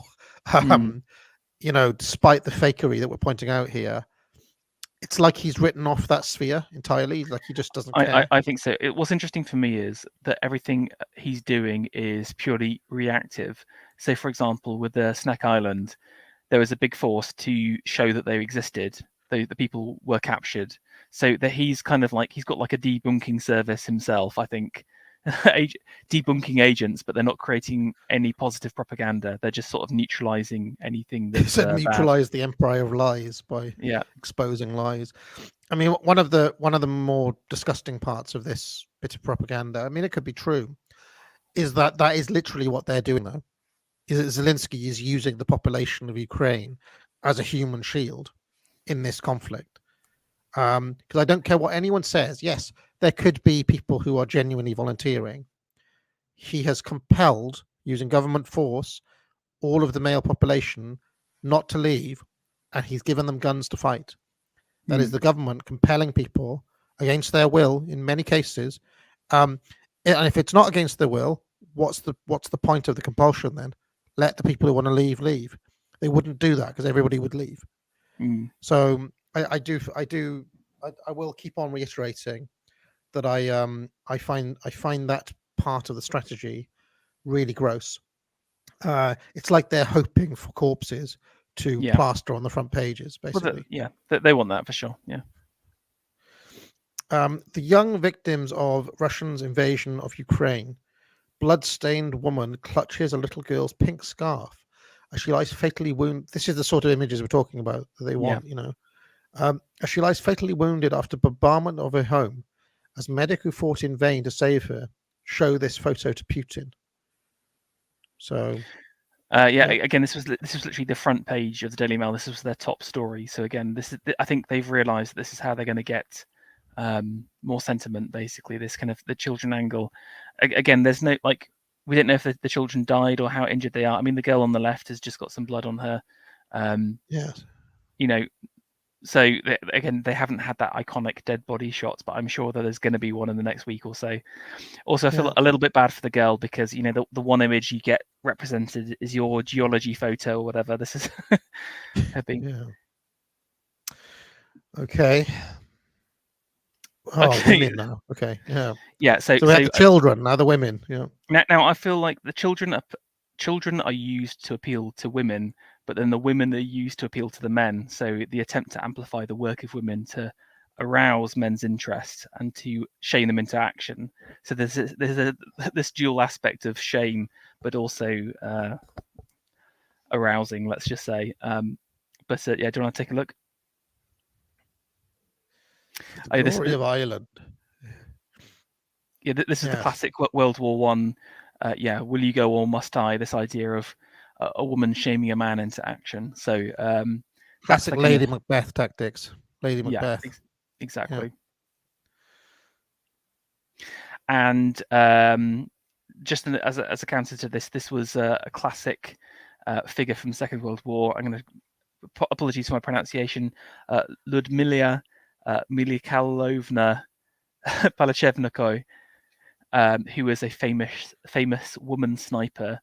I mean, she had over 100 confirmed kills. I mean, that was according to Pravda, but she became this kind of photo op queen with Pravda at the time. There's kind of stories written about her. I don't know actually how true the stories are, but she was certainly amplified in terms of being seen by the kind of troops. So there's this long idea of both shaming men, but also kind of finding good-looking women to Ludmilla isn't that hot, but at the time she did it for the Stalinist Soviet man. Okay, so here we go. People call her the Kyiv killer for a good reason. Stealthy in the night, this 17-year-old sniper has already taken down 3 BTR-82As and 2 BTR-80s, immobilizing the entire column as they attempted to enter Kyiv. They never saw her coming. So what this is like they've literally just recycled the meme. Basically, they couldn't come up with anything original. They literally just come up with the same idea as the Russian sniper. So that's her. Yeah. I mean, did she do it though? Again, how do we know? It's just a picture of a cute girl. Did you ever see that film Kick-Ass or Arya Stark in Game of Thrones? Game of Thrones. This is a Game of Thrones reference. This is the but I mean, it's all those memes come to life. 17-year-old teenage girl takes out like an entire column of Russians on her own, single-handedly, with a sniper gun. Yeah, I mean, yeah. Ukrainian soldier with her guardian angel. So there we go. The mobilized cat women of the world now. But I mean, that's just Reddit who's bait, this one? basically. Okay, this is a great story. So this is okay. If you look at the image to start with, this is a Ukrainian MP who sent out a couple of photos of her with weapons, basically saying that I'm going to fight in Ukraine, and of course got massively amplified by a whole lot of blue check marks. But again, interestingly, similar to the baby story, the next day, where do you see her? If you just scroll down a second. She's been amplified internationally on virtually every single major platform. So you've got this kind of out-of-the-box hero. All she had to do was to tweet out a few photos of her with a gun, and you've got this talking point that's in every single person's home. Yep, she's armed and ready to fight. That's the CNN, MSNBC, BBC World Service. Yeah, very, very interesting. And there's another page. Now, there is a clip that I need to show you. I don't know if you can. I'm just sending it on the private chat now. I don't know if you can boot this up and have a little look, because this is a bit of a gaffe that she made in one of the talks. But what's interesting for me is that she I think it was someone in the PR team recognizing that women's plus guns equals press coverage, so they created an out-of-the-box figure that got amplified massively. But anyway, take a listen to hear what she has to say about the matter. But right now, oh, hold on a second. Still got this thing where I've got my actual. Hold on. Can you hear this now? Hold on. Yeah. But right now, it's a critical time, because we know that we not only fight for Ukraine, we fight for this new world order for the democratic countries. We knew that we are the shield for the Europe. But right now, it's a critical... Right, okay. She said the quiet part out loud. Yeah, exactly. So that's quite funny. But I think that she was definitely pre-selected, and there was an active amplification effort around her, because you don't just go from being an unknown figure to instant babyface. Elevated to be part of the Ukrainian family of faces that they're trying to create. She's one of the key resistance figures. We can't just have this Zelensky fellow. We need to buttress, so to have a human connection at home, so that people can connect the face. Exactly. Can I just say, like, imagine, I forget this guy's name. Is it Charlie Wolf? No, I have so little respect for these, but they're just literally professional liars. I can't imagine anyone with less integrity than that man there. And what I hate about it is that in his own mind, he is an honest actor. Like, I don't think that he's even a. I think they do it for so long that they just, they sleep quietly at night because they think they're on the side of the righteousness. Like, this guy who for a fact has propagated every lie in the past 5 years. He would have covered the Sandman story. He would have covered Rittenhouse. He would have covered Russiagate. He ran with all of those things, this man here, and doesn't bat an eyelid about it. So anyway, let's carry on. This Ukrainian couple spent their first day of marriage collecting rifles to defend their country. Yeah, so cute little story there. I mean, is there any aspect of this where it's like, because you've now got like open borders, kind of Vaush type characters defending Ukrainian nationalism? How are they squaring that, or does it not matter? Is like again, this is what I was saying right at the start. Again, when truth doesn't matter, you can literally you can ally with whoever you want. You can go to war with whoever you want. It's just as long as you win. That's all that matters. It's just about winning. I mean, do you think I hate to be like ghoulish, right? But these people are not these people that we're looking at here, but these characters on social media and in the media.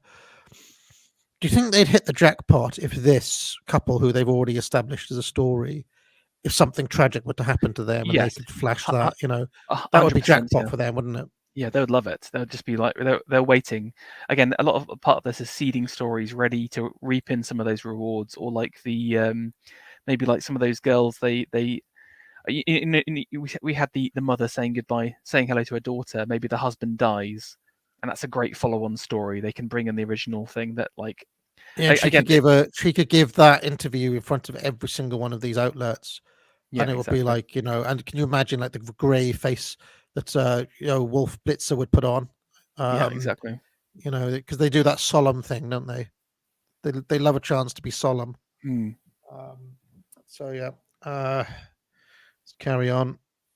Former Miss Grand Ukraine joins the fight against Russian invasion. Wow, she looks like Hunger Games. What's her name? Katniss or whatever. It's Katniss from Hunger Games, is it not? Am I wrong? She looks exactly like that, doesn't she? I don't know about that, but again, 6,000 likes. So all you need to do is just have a pretty girl with a gun, and just you can say what you like and you'll amplify the message.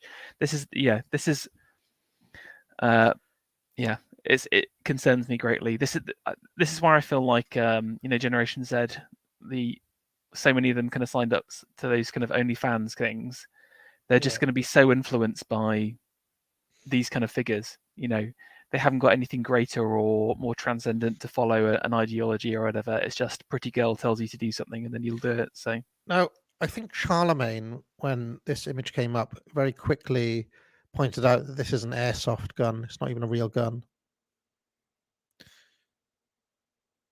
Okay. So, again, fake. Debunked. I mean, she's literally a model in a photo shoot. So, brave Ukrainian woman tells Russian soldier, "Put sunflower seeds in your pocket so they grow where you die." Again, this. So again, can you see? I can get the whole image, but the little nana across at the bottom there, supposedly saying that's to undisclosed soldier. Now, again, there's no context to whether that is actually a Russian soldier or not, or whether she said that. But again, this is like a shaming story. Like I said at the start, it's to shame people and to be like, yeah, men need to buck up and do their part. Values. Okay, so the next one is that yes, there's an attempt to show shared values between nations and attempt to garner support. Now, what are the values of the Western Empire? Well, here's a World War I example. Here you go. Look, Papa, another one of those allies. So again, it's just Germans crucifying Christ, and this was obviously back in the day when when Christians were in charge. America trying to garner support against the Germans by saying that they would literally crucify Christ. So again, using the shared values of the time was Christianity, if that makes sense. Let's see the shared values today. Putin drawing up kill list of gay and ethnic minority Ukrainians ahead of possible invasion, US claims. Tom Harwood most affected. That's GB News. Yeah, that's again the supposedly right-wing channel there amplifying this quite ridiculous story. But again, yeah. Adam Eli. In times of war, marginalized people are always hit first. This includes queer people, especially trans people. Below is a list of organizations that are helping queer people in Ukraine. Is that true? When war hits, trannies are most affected. Is that true? I mean, I don't know about that. On what basis is that true, Adam Eli? I mean, do they even think about the stuff they're writing anymore? No, but again, it's like that virtue signal you mentioned. Fur Affinity BLM. What's this? This is it. I believe this is a furry publication showing their support for Ukraine. But I love this. Like, there's literally, I want to see a furry battalion fight the Chechens, basically. Chechens versus furry volunteer regiment, please. Tariq Nasheed. The Ukrainians are in the middle of a war with another European nation, and they still found time to practice anti-black racism against the Africans there. Biden typing up an executive order now to allow Ukrainian refugees to the US so they can practice our racism here. #FBA. Was this the story about the pushing that went on when some Africans were trying to get on the train Yeah. and the Ukrainians pushed in front of them? Yeah, exactly. Oh, this is the worst one. Richard Moore, chief of MI6. The chief of MI6. Hello, if you're listening. By the way, Richard, they're definitely listening to us. So, hey, all my friends at MI6 there, we support you 100% in what you're doing.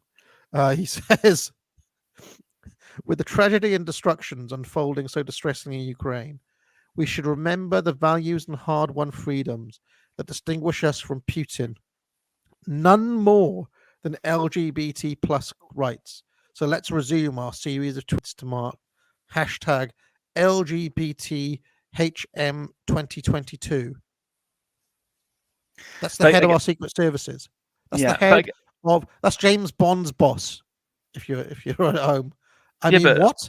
It's right though. This is again. He's trying to mark out what is distinguishing from the Western Empire and Putin, and what we're effectively fighting for is LGBT plus rights. That's the thing that differentiates us, apparently. So, yeah, it's good that when this is a good thing because they're actually exposing what they believe in and saying this is literally what we're fighting for. Do you find it a little bit distressing that this is what the chief of MI6 is coming out and saying? Like, this is what happened to MI6 being secret for a start? Like, well, now MI6 is virtue signaling. Yeah, I mean, you don't know. Again, I have certain contacts to the civil service, and you don't know how bad it is right now. I mean, this will be the standard view, if not worse. I did happen to see a Daily Mail article talking about how woke training is like all over they're literally our spies are being sent to diversity training and like unconscious bias training and all this sort of stuff, like while this is all going on. Yeah, 100%. It happens in, for example, okay, I can say that there's, for example, in civil service town halls, which is their kind of regular meetings, they will have like BLM and diversity training in those sessions, which everyone has to attend as outside of. So yeah, it's pretty bad. This goes all the way, but I just like the fact that he's admitting that this is the key differentiation. Like there was nothing else. It's nothing about like freedom of speech or liberty of people. It's just that we have these specific set of rights which mark us out. I saw old Charlie on Twitter. Now I'm going to have to censor what he said, but he did a pretty funny quote tweet of this. I'll just read what he said. He said, "We should remember the values that distinguish us from Russia. We want gay sex. We want men chopping off their dick and balls and effing each other in the ass. We want everyone to stick their appendages in any hole they can find. We want cum everywhere. The more cum, the better." I mean, this is our values. This is what we're fighting for. Influencer. Here we go. The attempt to use influential figures to amplify the messages and ideas by the regime. This is what I describe as the Edward Bernays special. Pharaoh, he loved this particular technique. Yep. The celebrity endorsement. And the closest I could find to this in World War II was this image of Vera Lynn going around the different troops. If you scroll down, you'll get my opinion on it. Do you know what I like about this image, by the way? You know, men from that era. See him right there. Yeah. He looks like a 45, like a middle-aged man. Yeah. But you know he was like 23. Yeah, this is one of the things I never understand about that era. It's like they all look like men in their 40s, but they're actually in their 20s. That's how much testosterone levels have dropped, ladies and gentlemen, since then.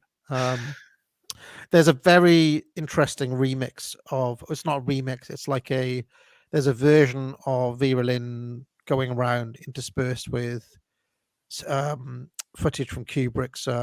It's like a kind of super edit of the Doctor Strangelove version of it that's kind of been doing the rounds this week, because Yeah. with all the nuclear talk, it's been very Doctor Strangelove this week as well. So Yeah, exactly. Manchester United lead a protest against Russia's invasion of Ukraine before the kickoff. Oh, God's sake.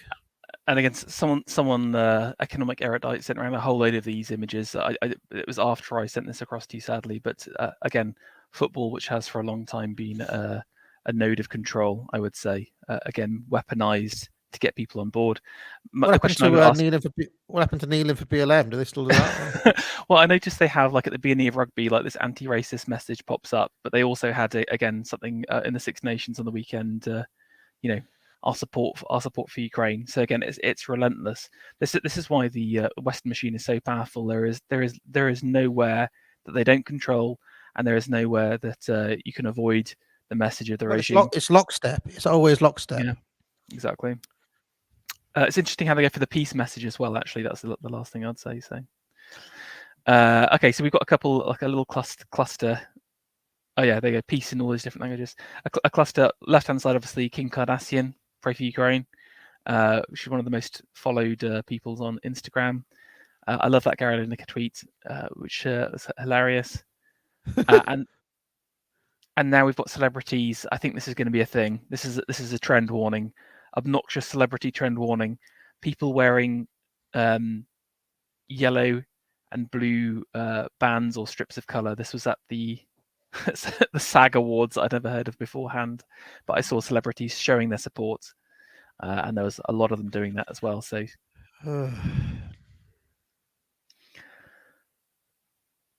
And of course, we all know the anti-establishment figures known as Anonymous. Of course, these guys are totally not feds. These are definitely not glowies. Yeah, because they support the regime on all matters.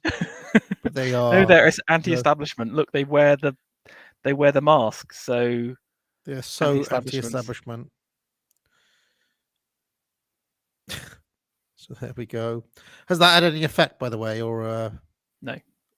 I mean, I don't know who they're appealing to. Like with the I mean, those are normally influencers. Like, I guess Anonymous appeals to Reddit, doesn't it? It's kind of like that tech soy archetype. People are saying unrecognizable celebrities. I mean, that's Michael Douglas, is it not? Yeah, I know Michael Douglas. I don't know who the others are. There's tons of that. It was just a picture that I had, but it was all like loads. I just realised. Okay, right. It's just. I thought Lenny Henry had put on a bit of weight, but it's just a different bloke. Who's this? I don't know who that is. I don't know. Sorry. I don't actually know who the celebrities are anymore, to be honest. Yeah, I'm a bad fit. Attack on Ukraine, an act of great evil. Statement from Archbishop of Canterbury and York. Oh, yeah, you can always count on Welby. He's always straight in there, isn't he? Well, I had to to dunk on my own denomination a little bit. I couldn't do it. But again, what's interesting is, for me, he what he could have done, which I would have done personally, is, can you see he had the day of special prayer, which again I think is from a religious perspective is a good idea to pray for the safety of civilians. There's lots of neutral things you could pray for, but in the way that he's framed it, by saying that it's an act of great evil, he's praying for. He's sort of. I felt like he's weaponizing the prayer, if that makes sense. He's kind of like actively praying for Putin's destruction implicitly as part of that. So again, he keeps showing himself to be a regime stooge. Yeah, and I mean this is a huge part of this the unreality that I was talking about at the top of the stream, which is the moralization of war, the moralization of all matters as a good versus evil conflict. Because it means that, when we do invasions, that's good. When, it's very friend enemy, but when anybody who does invasions that we don't like, that's evil. And it must be cast in this good versus evil frame, which is pure boomer truth. The origin of it is seeing World War II as a moral war against an evil enemy, not just a foe fighting over territory, but morally evil. So this is an interesting aspect of it, and it is clearly the dominant morality over and above Christianity, even for Justin Welby. So Yeah, he's actively shown his position on many things. Okay, next one's popular support. The attempt to enforce social norms by showing popular support for a notion. There is still a place in the line for you. There you go. So again, this is all about the idea that if you can see other people doing something, then you will have that kind of internal voice which says, "Oh, okay, this is what people do. I should do that." So you can see in this original World War I propaganda photo, it's like all of your friends and buddies have signed up, and look, there's a space here, right, ready for you. Why aren't you signing up? So it's trying to create this kind of social pressure. And everyone else is doing it. Yeah. Yeah, exactly. And this is actually what I think was one of the reasons why they managed to get so much mask compliance. Was basically just like effectively socially bullying people into it by making them think that they were the freak. Do you know what I'm saying? So even though people probably wouldn't, if left to nothing at all, they wouldn't have worn the mask. They thought that everyone else wanted to wear them. So it's kind of like getting that kind of popular opinion.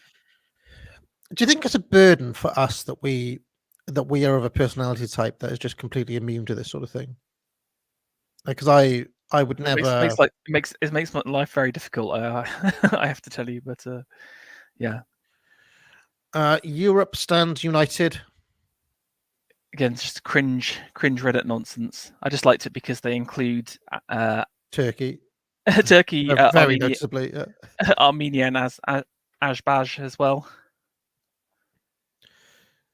Brilliant. Yeah. Oh, here we go. The poll. I couldn't resist. 36,691 votes. Now was there the because if you shared that for any other issue, they'd say, well, was that sample size representative? Did you or was it controlled and all of this sort of stuff? But this is just like a flat poll that they ran on Twitter or something, isn't it? You can tell. Yeah. Smearcornish.com. Just run with it. Just go with it. It doesn't matter. It's just a number. You know what I'm saying? They literally don't care about accuracy or truth anymore. It just suits them. Shall I run the poll on mine? Yes. Yeah, you should do. Should I run the same poll?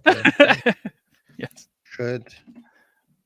So all polls are fake, by the way, even mine, even my own. Go to war for Ukraine. I mean, this is a pretty dangerous poll for them to run, don't you think? Why? Because if NATO went to war over Ukraine, that would be World War III, don't you? Do they actually realize what they're playing with here? Well, yeah, I don't know if they're bluffing still. You know what I'm saying? But again, the thing is, they control whether they go to the war or not. This is just about getting that fervor, that kind of. This is where so much of how they're generating so much Russian hate, basically. They're literally creating an angry mob of people. I'd be surprised if there isn't like Russian lynchings by the by the end of the year. But it's already 87% no in mine. You're all traitors. 88% no. Oh, MI6 is just watching right now. Cringe, treasonous traitors, the lot of you. Anyway, what's his name? The MI6 guy. I'm one of the 12%. One of the 12%. No, okay, so 90% no. So there we go. I mean, all polls are fake, remember. Let's carry on. St. Petersburg. Demonstrators shout slogans in St. Petersburg, Russia. Shocked Russians turned out by the thousands to decry their country's invasion of Ukraine. So this is now the internal, the brutal dictator Putin is allowing anti-war demonstrations to take place. There 1,745 people in 54 Russian cities were detained, at least 957 of them in Moscow. So, that's awful. That's what a dictator would do, that, wouldn't they, Justin Trudeau? Exactly. Wouldn't they? Imagine you're a trucker reader. Imagine you're a trucker reading this. Yeah. People lost their houses and been fined by the Canadian government. I mean, this is another aspect of the story we haven't discussed, Pharaoh, is how many other stories it's got off the front page, Yes, and exactly. how it's kind of like making COVID a memory. Like, Yeah, as this has it's a been, good day for bad news. What was that saying? well, Do you remember a while ago? this is sucked up. While this has sucked up all the Yeah. oxygen, even New Zealand has dropped their mandate. I The literally New can't. Zealand I Supreme literally, Court. I can't Yeah. believe it. It's literally such bullshit. Seriously, they made people just suffer so much, and it's just gone like that. They just needed the cover. They just needed to save face, which it just shows. This is the problem with the system that we have. The regime doesn't care about truth or looking after its people. It just constantly has to save face. No, It's just shameful. Yeah, and they did it in the most like, oh right, the New Zealand highest court has just decided this week. It's taken them 2 years to figure it out, and it just so happens they decide today, to overrule the tyrannical horse face. It's like it. I mean, it really is shocking. It really is just. I think I'm beyond being black-pilled at this point, Pharaoh. I don't know what like. There's nowhere to go. There's nowhere to move to. We just have to. I've ascended. We just have to grit this out, basically. Yeah, exactly. And the more we do it, the more I just have to imagine that I'm living in the Truman Show, and that everybody like is a figment of my imagination or something. Because I don't know how else to make sense of the world otherwise.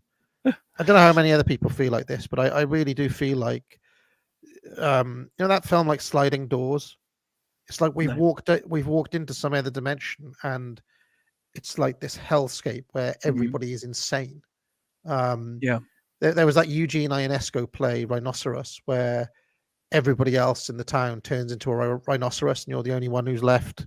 Yeah. Like who's not a rhinoceros. I don't know what to do. We just have to help each other stay sane, I reckon. Yeah. Anyway, yes. Can we zoom in on some of the faces? Who are these figures? I thought it was interesting that it is basically all young women. And again, this is just the power of Netflix, isn't it? These are all agents. Apart from, I don't know if you can see the guy on the left who basically looks like the handler. This is the him in the front row. Oh, him. Yeah. He's the guy who's organised it all. Do you know what I'm saying? He's managed to mobilise all these deranged feminist Russians, basically. Yes. Now I have seen people like the subversive cringe walker, for example, they're playing this angle now that the way this is going to go is that these demonstrations are going to get bigger, and they're going to like color revolution Putin. Now I know this is not the stream to make political predictions, but any truth to that at all? Like, do you think that the global homo is powerful enough to color revolution Russian government?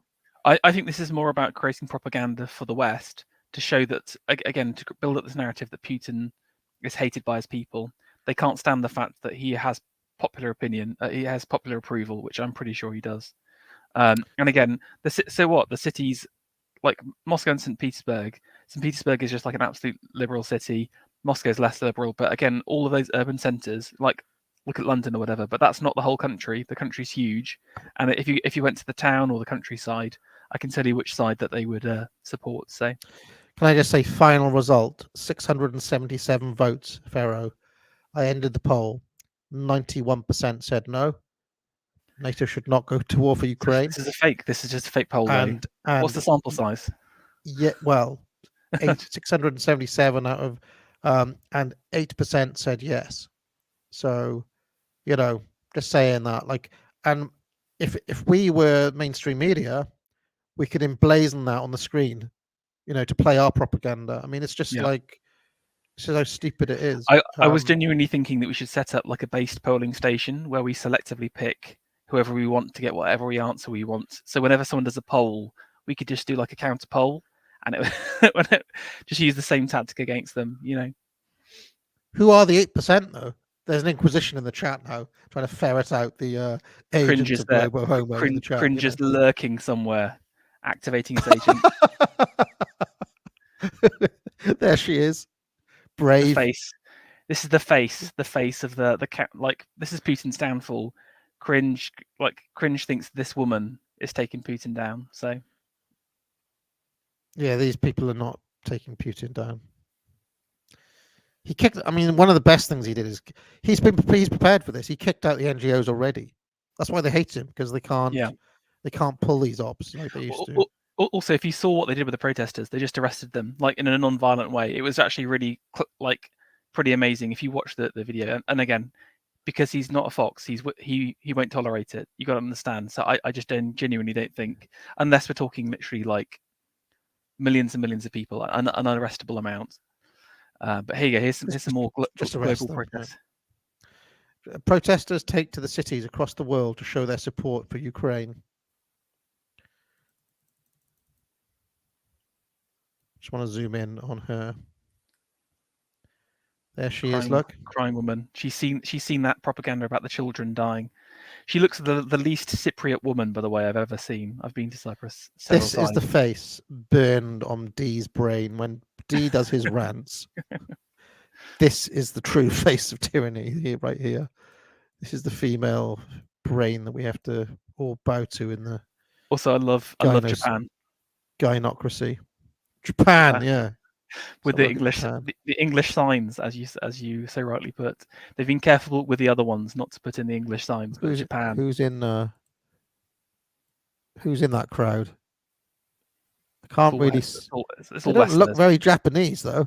How many Japanese people have like brown hair like that? Why then? There's nothing identifiable in this. Where is that place? It's probably somewhere in Tokyo, right? But that's a very obscure picture in Japan. Yeah, I mean, I imagine again, it's just a Western photo op. Mobilize all the NGOs in the vicinity, just club together, and let's just like invade a square with all our employees. Hashtag stand with Ukraine. There we go. Germany, of course, where which has got a lot more to do with this story than people might imagine, because they're going to be if that pipeline stays shut, they're going to suffer. You know, the Germans more than anyone else in Europe. So anyway, world rages at Putin's war. Hundreds of thousands of protesters take to the streets of London, Berlin, Madrid, and South Korea in anger at the invasion of Ukraine. So they ran with this story for a second day as well. So I think this is something we're gonna keep on seeing, this kind of like the global outrage. Look! What's that? Putla. Again, look at that South Korean guy. Wow, he looks so Korean. Yeah, the South Korean protester there. So there we go. Really is something. I mean, what is the leader of the Kremlin meant to do but shrug his shoulders at these? Yeah, exactly. It's like, what is the story? People in foreign countries, people in the cities of our enemies made a big show of being against my war. So what? I mean, who is this meant to appeal to? What is it designed to do, this sort of stuff, other than kind of make these people feel good about themselves? I just don't understand. Like, it's one thing to protest the Iraq war when it's like Tony Blair's the prime minister, because he might take notice of it. But I don't really understand. Interesting. Again, for me, it's interesting which protest gets picked up and which ones don't. Which ones are coordinated on a global scale and which ones aren't at the same time. So there we go. And on to the next popular story: this organic uprising against Russia. The vodka rebellion. This boomer throwing away his Russian vodka. I mean, this is the most depressing aspect of this, Pharaoh, is the speed with which the boomer right, the centre right, the Tory boys, they all just fall into line straight away. I was You actually know. amazed, like how was it? Gammon worshipper was very angry about the whole situation, like the visceral already. I mean, I've been called everything this past week. I was earlier on. I was accused of, sucking Putin's, you know what, and being a traitor to this nation and all this sort of stuff. I mean, like, well, I mean, so I mean, this is what I've been trying to tell people about for so long, though, is the ability of the regime to contain and to redirect energy. You know, now I imagine there were people. I imagine this person exists. He's maybe even watching this show. I imagine that there were people who were supporting the truckers in Canada even 2 weeks ago, who have fallen in behind this and are cheering on the vodka rebellion or whatever. Tucker Carlson viewers and so on. Although I will say that Tucker has remained solid in a way that is shocking and frankly makes me wonder why he's still on air. But still, he's the only one, as is so often. Even Peter Hitchens, Pharaoh, was calling Putin a madman. He had a mixed opinion. He was originally quite good. Then like when the invasion actually happened, like not the peacekeeping bit. When after that, when they actually went into Ukraine, then he had like the anti-Putin, and then he's reined himself back in a little bit. But I was wondering, like, I was considering, do you think that occasionally Hitchens has to toe a party line to keep his job, which then allows him to tell the truth afterwards, or do you think? No, he's the thing is, I think he is just a bit of a boomer at the same time. I think the boomers have been affected pretty badly by this. Again, like this video, 1 million views. They just lap this stuff up. You got to understand. I genuinely think that while the boomers are still around, there is literally no hope for the world because they just get too emotional about these kind of things. You know, Vox Day, Day of the Pillow. Yeah, exactly. But then again, I just look at the next generations down and despair even more. Well, I saw this really interesting stat about Generation Z becoming massively more religious. So again, maybe this is it. Maybe actually, but what sort of religion? Like Justin Welby religion? You know, I don't know. I do wonder if the Gen Zs can pull everyone up. Maybe we'll see. We'll see. I have to believe in a better future. I demand a better future. David Bowie song. On one of his later albums, like Heroes or something like that. Okay, yeah. Not Heroes. Hours. I think it's on that one. In the light of the current situation, we've elected to remove Russian vodka from our shelves. Again, this is kind of like virtue signaling from the right. So again, I can imagine loads of right boomers like getting rid of their vodka, even though it's like not. I imagine most of it's not produced in Russia. I imagine if it's not owned by Russian companies, you know, like Smirnoff's Diageo, isn't it? And that's produced in like Doncaster or somewhere. People will be getting rid of it all. But again, it's just something they can finally virtue signal on. I still can't believe this low IQ sniping I'm seeing. Like AA says Putin's not really a commie, so it's okay. I mean, I don't know how to process these things anymore, Pharaoh. I don't like. What do you just see the first 30 minutes of this? Just go back. Just don't jump in the middle of a stream. Just go back to the beginning and listen to our viewpoints. But again, 60 British volunteers are heading to fight Putin's invaders. Band of ex-army and special forces officers will arrive in Ukraine within days, as Ben Wallace urges people in the UK not to join fighting. 60 British volunteers will fight Putin. So is this like Franco's Spain, Franco's Civil War?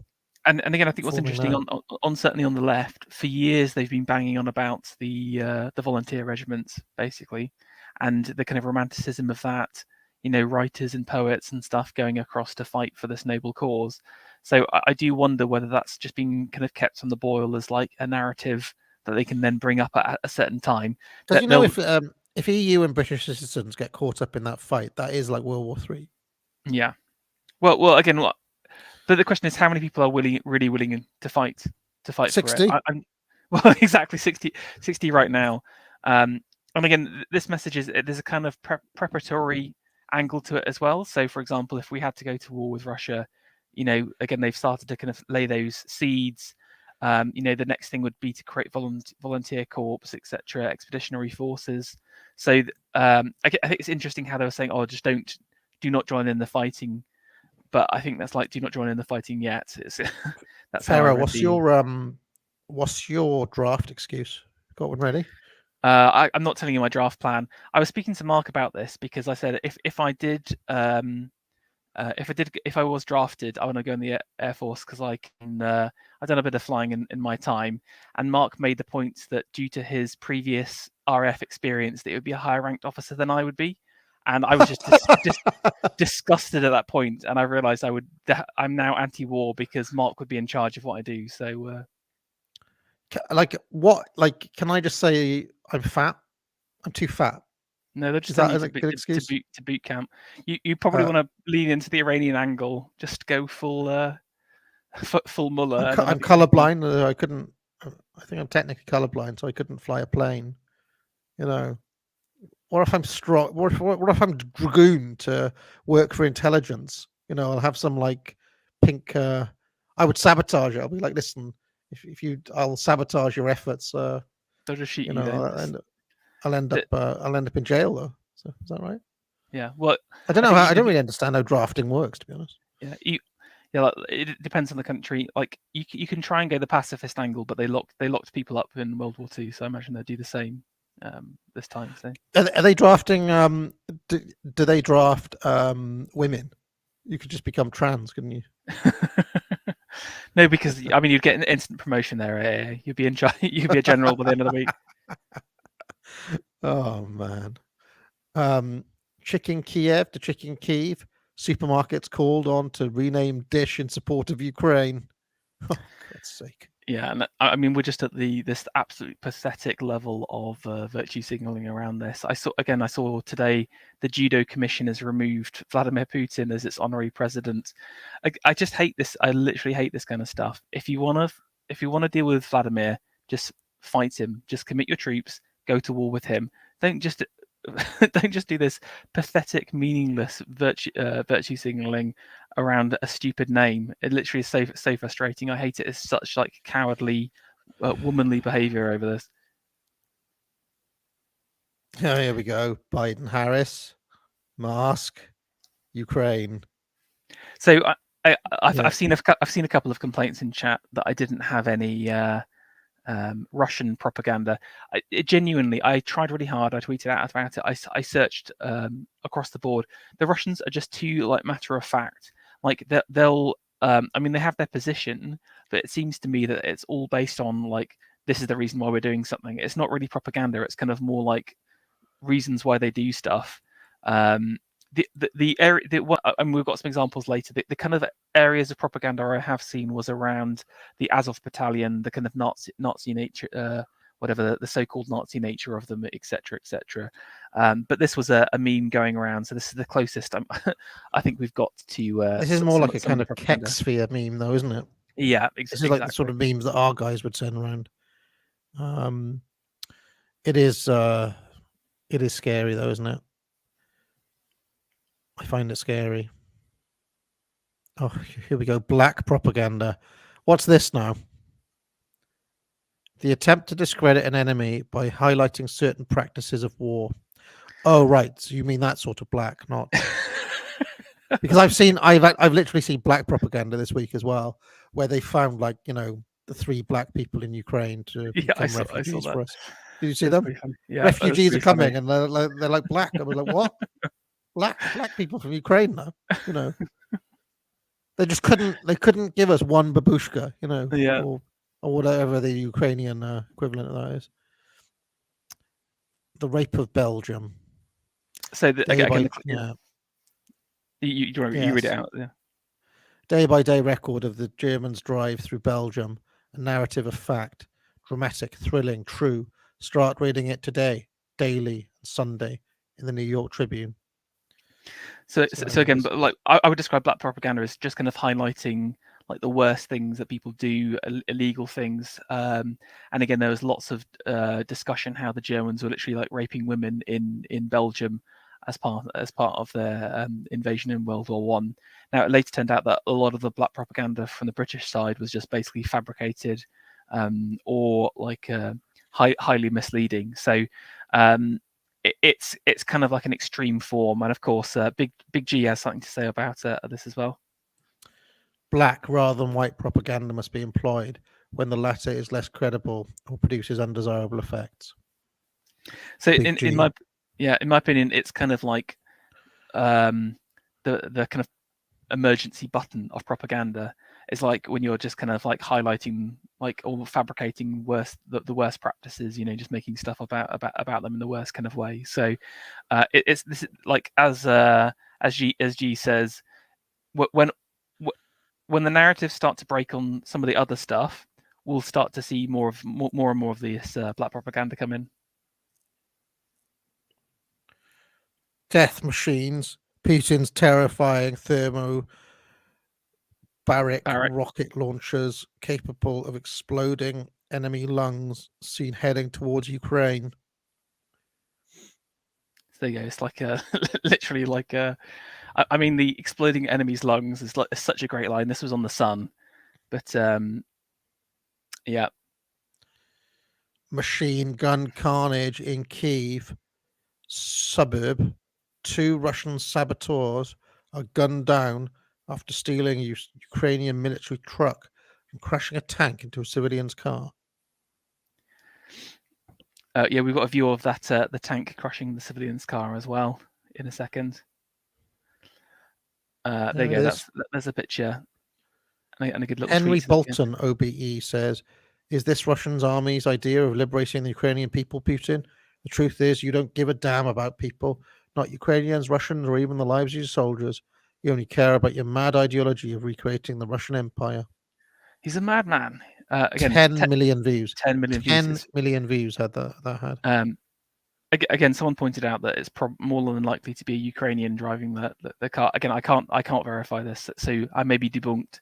But from what I've heard, is that supposedly it's a APC that's more likely to be Ukrainian, and it looks like they both swerve into each other. So I should say that this Ukrainian government, this is a Zelensky government, is not exactly a great government or anything. It's not like they've been pretty, as far as I understand it, they have been mistreating like minority groups in the area that Putin is quote unquote denazifying for some time. Yeah, like since the 2014 coup, they've made life like more difficult for Russian speakers, and I mean, you could say, well, Putin was funding the rebel groups or whatever, but like it is true that has destabilized that region. That this Zelensky government is not, it's not this rainbow nation they're trying to paint it as. That they've been pretty brutal on their dissidents, if that makes any sense. Yeah, it's just that. Well, look, again, I think it's because what people are saying sense is that Putin is beyond the pale because he is the only man that has really stood up to them in a very direct conflict. Like obviously China's working against America, but they do it in more subtle ways, or they're kind of more sneaky about it. Putin's kind of like just in the face, rightly or wrongly, and I don't think they like that at all. So that's why there's so much visceral against him. Yeah, no, I mean, I've just had an email through from the Telegraph. Why the Russian blitzkrieg is faltering. I mean, it's only been 3 or 4 days. This is the other weird thing, is like, because everybody lives in this hyper real kind of unreality that we're talking about, this kind of meme world that we all live in. People are expecting it to be like, have you seen the size of Ukraine? And they want it to be over in like 2 days or whatever. But it takes time. Like it takes time to take over and secure the country. Our attention spans have been reduced further and further, from a movie down to a TV, down to a TikTok. People want their kind of story in 15 seconds. While again, it's the reality is this is, going to go on for ages, basically. Even a fast war is going to be like months, isn't it? And I just think that people just don't have the attention span for for reality anymore, so Yeah. Oh, here's this woman. Yeah. No, so again, this basically is an interesting story because it has come back. There's a to and a fro on this. So originally, if you can see the picture of the woman in the center there, there's this block of flats that were apparently bombed. This picture of this woman, and this was an article going around saying that actually the image and the woman was coming from an article in 2018 instead. Sorry, it's a French version. Now, interestingly, AA, since I sent this, if you can just check the private chat and boot up the article, there's been a counter information. You know, this shows we are really in the information war right now. So I imagine I think both sets of intelligence agents are actively trying to block stuff. So there you go. This is the woman. Yeah, some accuse her of faking her injuries. Yeah, she's a victim of a strike and so on. Yeah, and they've rolled her out or whatever in real life. Yeah, again, so it is really hard to work out what the actual reality is, isn't it? Because we're not there on the ground. So yes, that was one. Yeah, that was one I did see doing the round. I mean, it's kind of I say foundations of research. It's not that difficult to check these things because you basically I couldn't verify that story because what you do is very easy one. Even if it's in a foreign language, you can quote a bit of an article, stick it in DuckDuckGo or Google, and if it exists online, it will come up, the original article.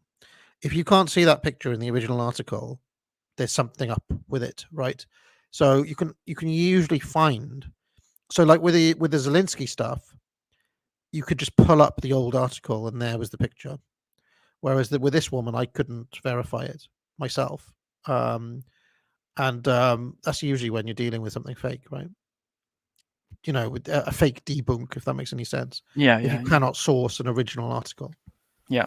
Or if they won't share the original post. Yeah.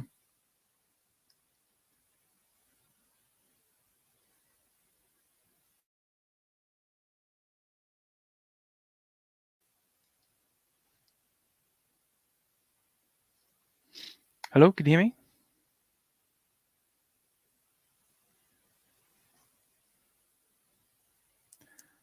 Chat, can you hear me? I can oh, you can hear me now. Right. Okay, sorry, there you go. I think we're back. Oh yes, so you were mentioning around this idea of this kind of article saying how Putin's about to be crushed. I've kind of called this segment imminent victory. So this is the attempt to create a general feeling that victory is inevitable for the purposes of morale.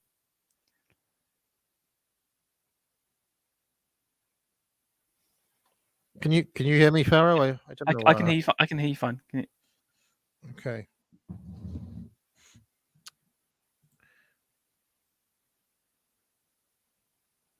So the kind of classic example of this was the kind of over by Christmas propaganda in the First World War. This is going to be a short war, done in a couple of months, and we'll be finished. Victory is imminent. We're going to easily win this.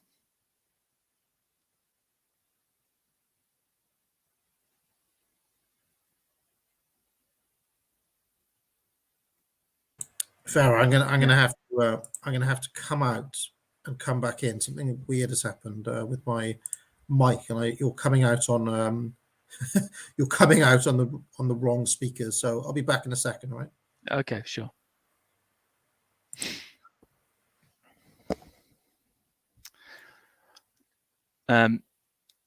One thing that is interesting to me is how these stories are being identified. So if you think about it, the best propaganda stories are truths which have been spun, or there's a story around them.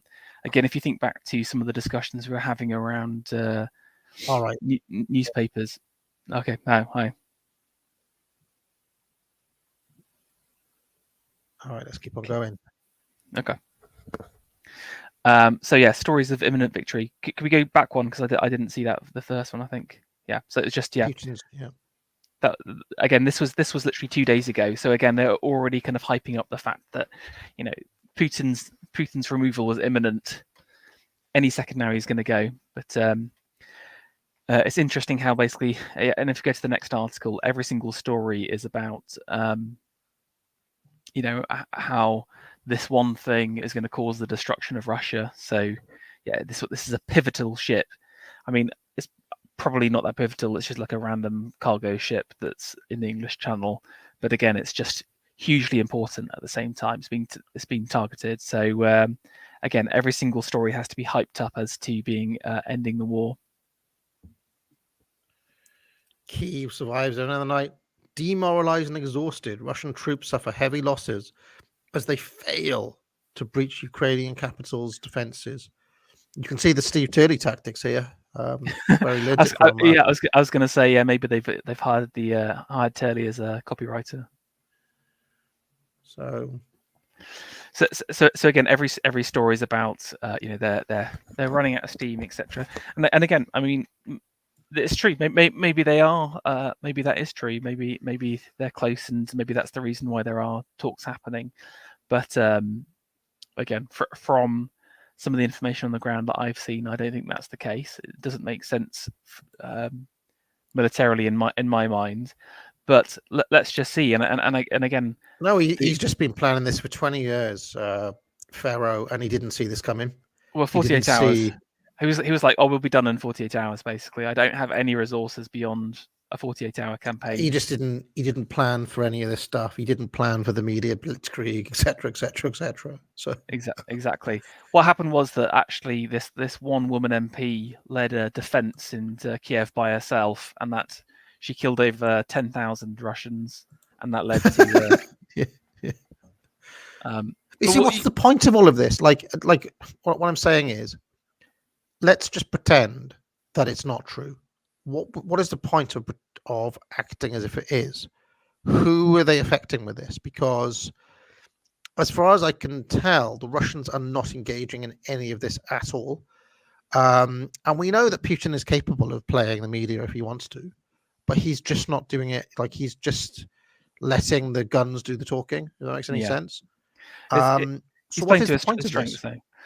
Again, but it's about basically our population. I think it's about creating, it's balancing the anxiety of, you know, there's this existential threat with the you know, the fact that Putin's going to be defeated by the glorious Western Empire at the same time. So I think this is to kind of encourage people. But what I want people to do is to, you know, anyone who makes a prediction needs to be held accountable for what they talk about. And when the Daily Mail runs an article saying that it's just a matter of time for them to be defeated, Putin is crumbling, let's look back in a week and see who's right. And if the Daily Mail is wrong about this, you know, we know for sure that they are lying through their teeth about it. So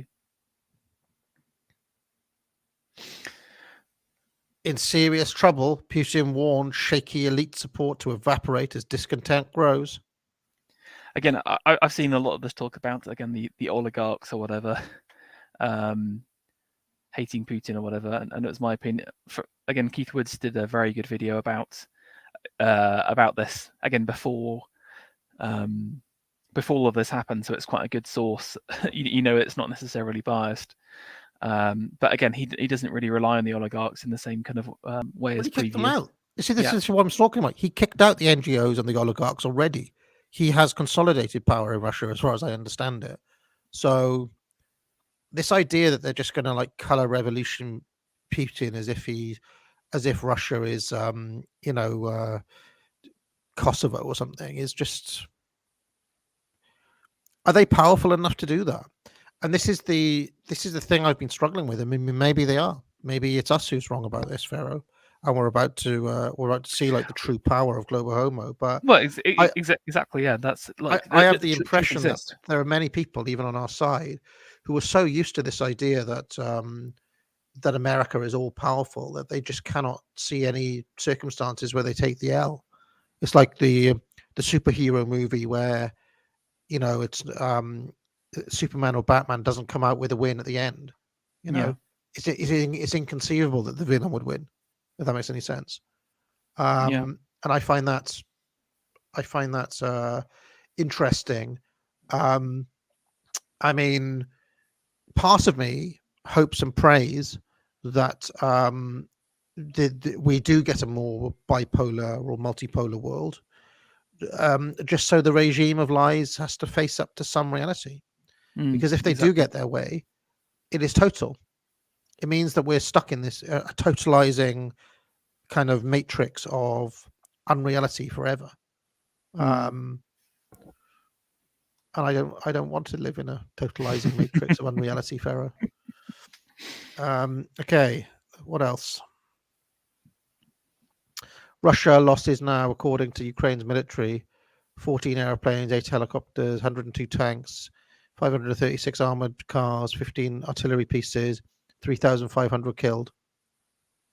To put this in perspective, from 79 to 89, during Russia's war with Afghanistan, they lost 333 helics, blah, blah, blah, blah.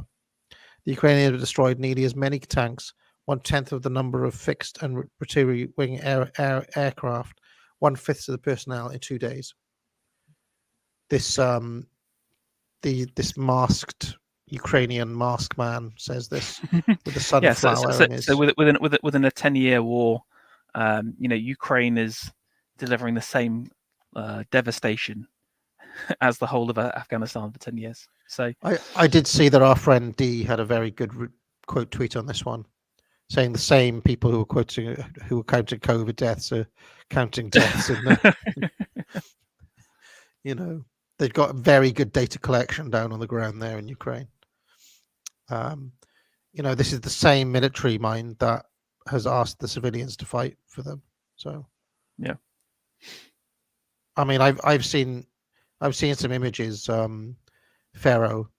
I don't know if you've got it coming, but of the Ukrainian soldiers surrendering. Did you see that? Yeah, I didn't put it in there just because it's like I'm not sure what's up with that. That one was too suspicious, in my opinion. I think it could be something dodgy about it. But yeah, I mean, I again, maybe they're right, but these numbers just absolutely stink, in my opinion. So peace talks over Ukraine. President Zelensky says delegation from Kyiv and Russia will meet on the Belarus border after Putin put his nuclear deterrent forces on alert, furious at aggressive NATO and being ejected from SWIFT banking community. So again, the implication is that Putin is in a position of weakness. He desperately needs to have these peace talks. So again, interesting. So his entire plan was to invade for 2 days, have enough resources for 2 days, and then immediately have a peace conference again. Like I said, let's see what happens. Let's see what happens in a week's time. Will Cringe Walker be right? The subversive prediction of Putin's downfall. We'll see. Maybe. I'll wait. Historical comparisons. The attempt to create historical comparisons in an attempt to move people to action. England expects. Are you doing your duty today? Yeah, so the classic, this is the First World War poster for the Navy, where again, evoking Nelson's famous lines, every Englishman shall do his duty, and updating it. I don't want to derail the stream too much, but I had reason to look up the other day the fact that Nelson kept a mistress, and Fanny Nelson is a much hard done by woman. I felt so sorry for her. It is really sad. There's quite a famous movie all about his affair. I mean, that Lady Hamilton seemed like a right bitch. Lady Hamilton, Sorry to derail, but no, I didn't know about those details before. One of Churchill's favourite films. He used to watch it all the time, apparently. What about Lady Hamilton? Yeah, it's there's like a classic black and white film where it's all about Nelson and Hamilton and. I will say I will say on balance, Hamilton was the looker out of Fanny.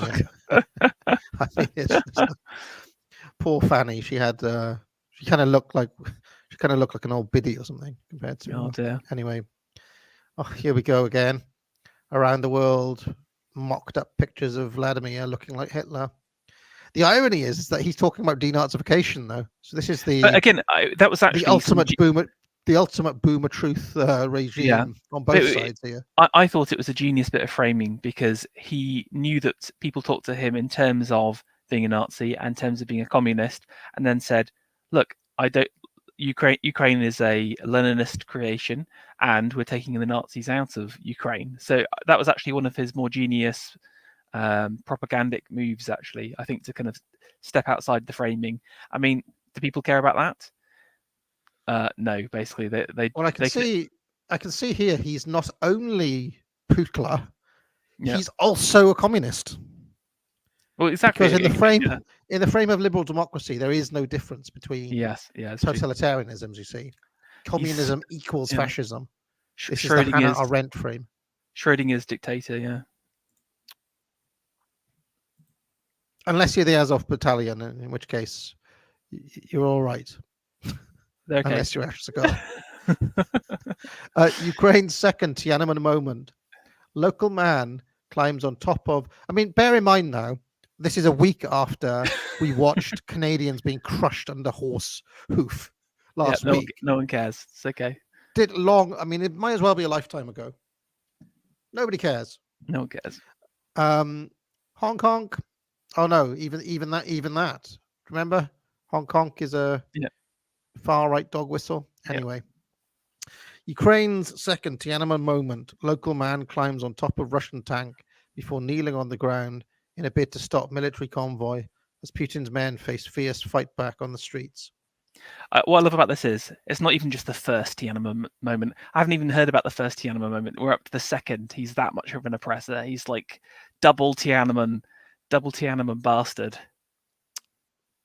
Do you know what the difference between Tiananmen Square and this is? What's that? This is a war. So, I mean, it's literally a war. Yeah. They're there to take over. So standing in front of the tank, that was for a protest. This is a war. Yeah. Also, this doesn't work. The guy doesn't die. He just gets moved along. He sort of just falls on the ground. If you watch the video, it's like, no, the guy just literally gets rolled over by the tank. And also the tank stops and tries to get him to get off as well. So there is an attempt made, while in China they just literally just flatten him, don't they? So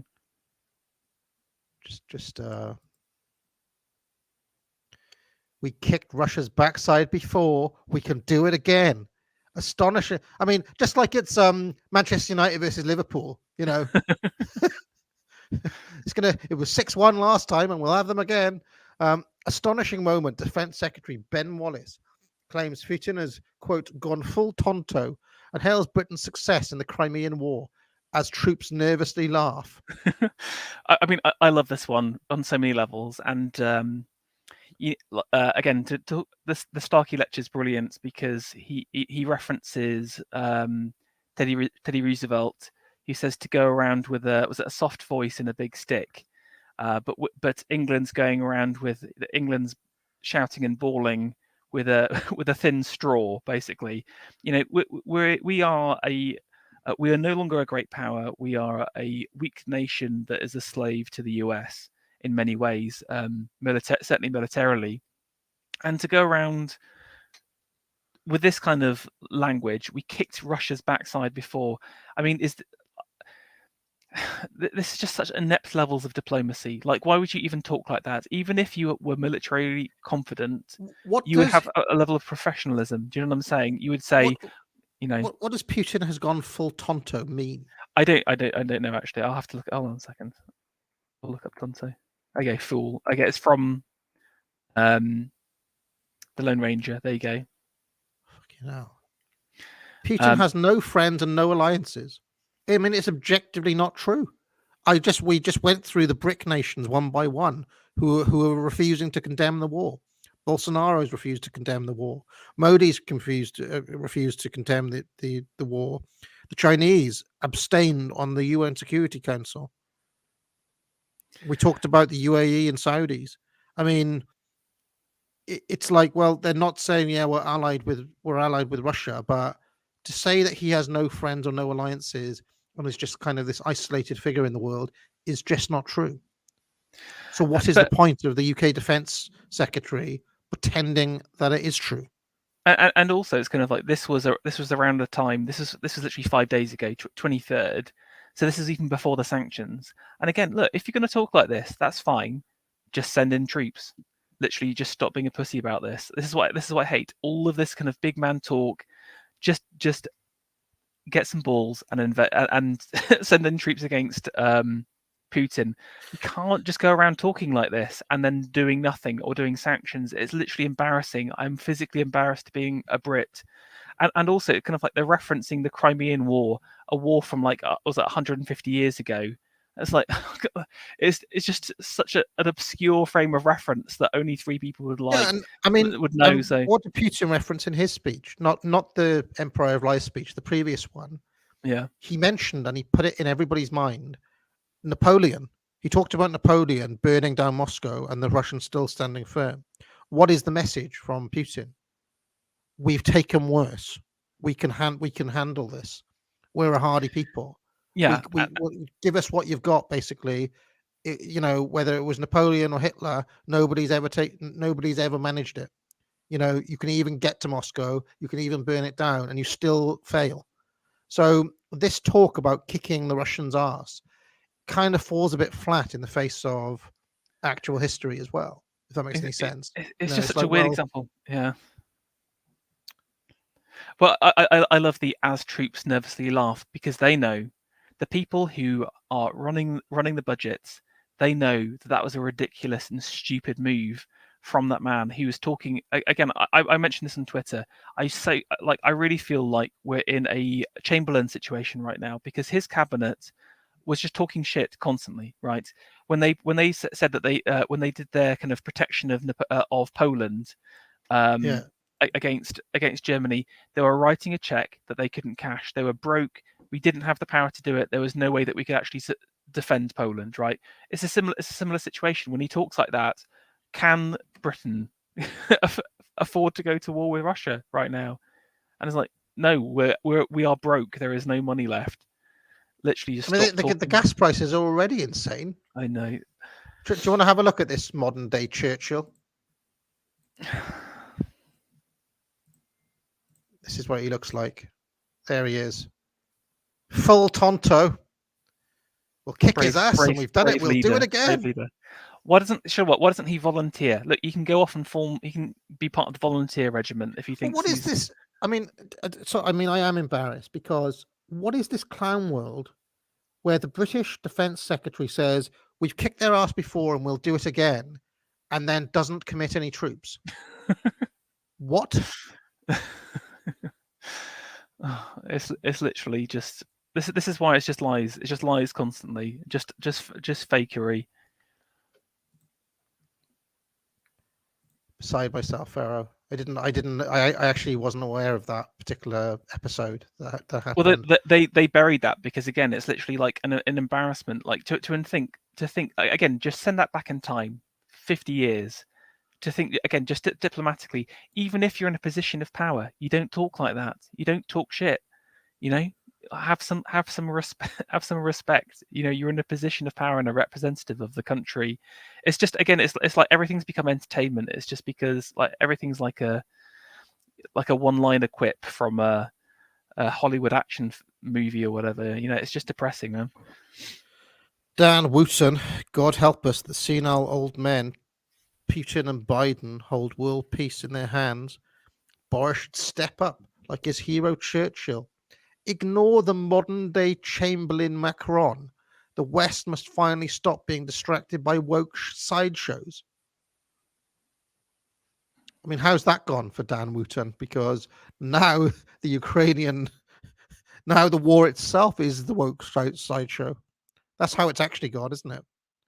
I put this in because this was you made the point about how they're going to abandon, like if they had to genuinely go to war and there was a draft, they would abandon all of the woke stuff immediately. Oh yeah, and straight away. there'll be no women in the draft.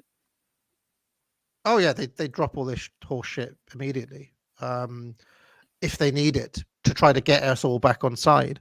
And I predict that when that day happens, many people watching this show now will fall for it, and it will be devastating for me and you, Pharaoh. We'll just be like, it'll just be like you, me, and D in a little shelter somewhere, kind of. You know, the last men standing. New York Post says Russia has mobile crematoriums that evaporate dead soldiers. Report. What is this? Again, it's like, oh, what historical reference could they be tapping into there with the mobile crematoriums?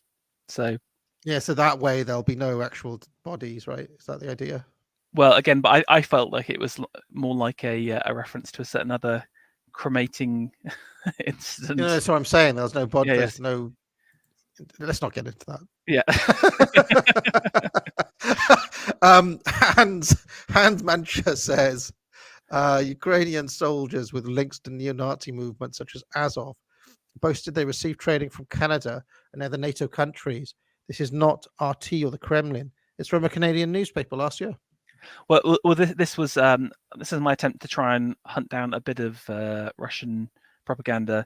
So again, where I think they've gone big on is the Nazi thing. So again, yeah, like the white helmets there. They've gone big on the civilians being armed as well. Like Alexander from the Duran is pushing that quite hard, I noticed.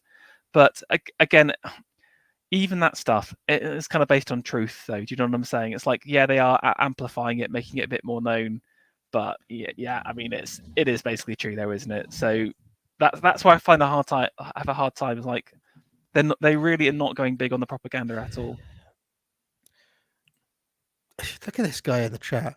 Yeah, you know, because you're not up for this Ukraine stuff, you're actually the normie. Look at these 92 level kind of big brain takes that I'm getting today from people. You're actually the normie. Yeah.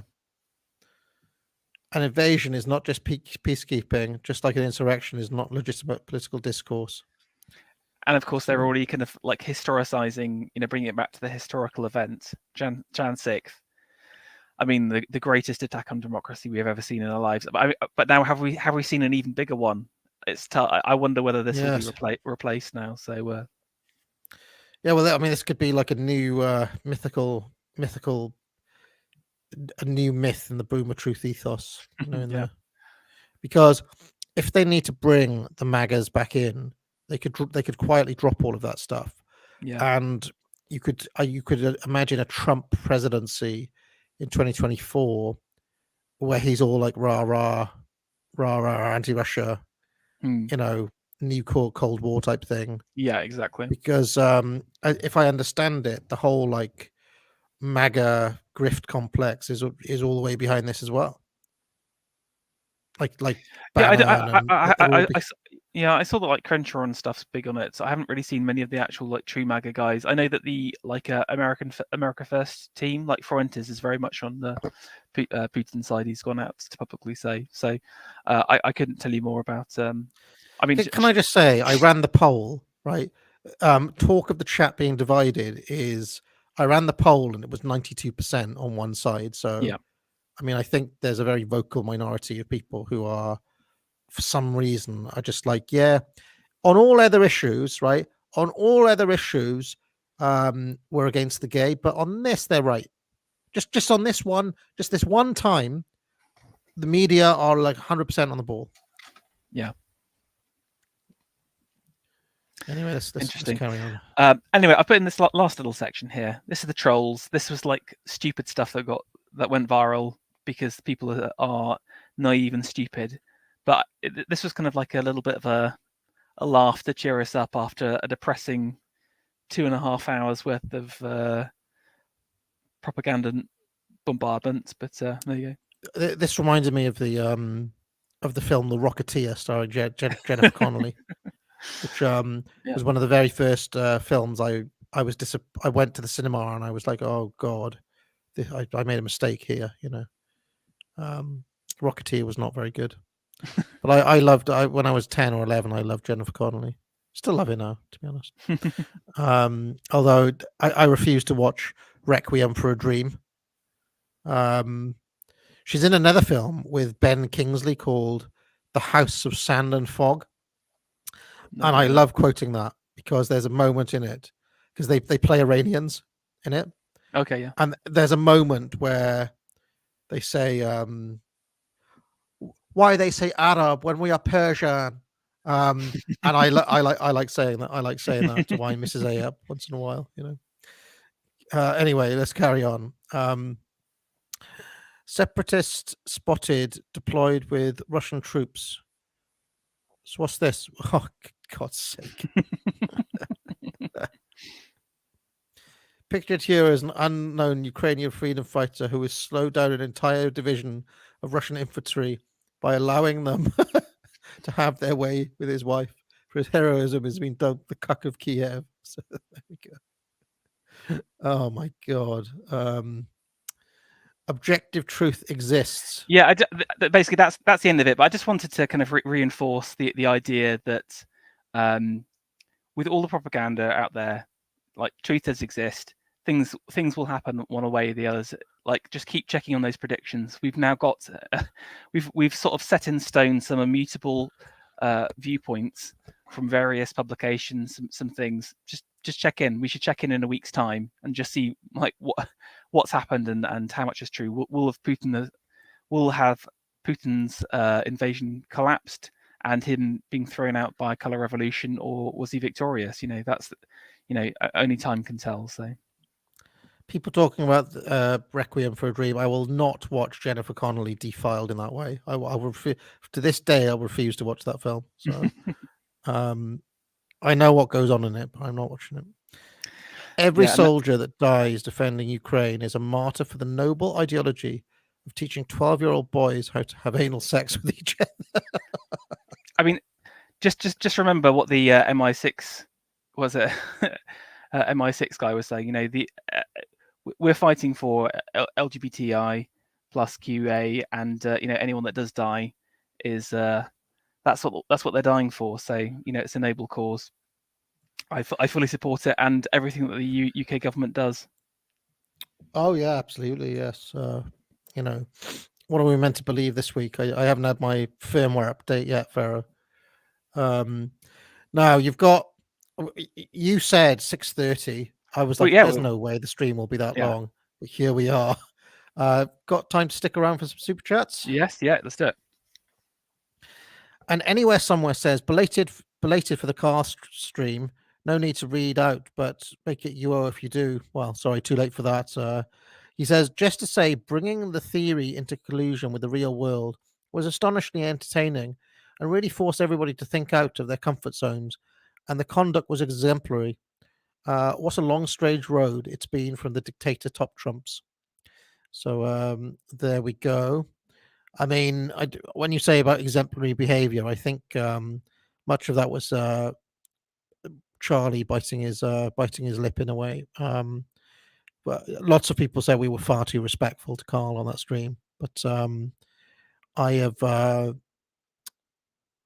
I try, like, I don't know, I do my best not to engage in blood sports and so on. But and I think that stream is a good demonstration of why, because I did not think it was a very productive stream at all. JS says the situation is reminding me of the movie Downfall. The capital is encircled, civilians are given weapons and told to charge, but fear not, the non-existent divisions are pushing the Russians back. Yes, indeed. Yeah, that is much what it's like. I mean, although we could be wrong, maybe the propaganda is correct. Like Farah says, we will see one way or the other. Yeah, so we will know about the cities in literally 2 days' time, won't we? So.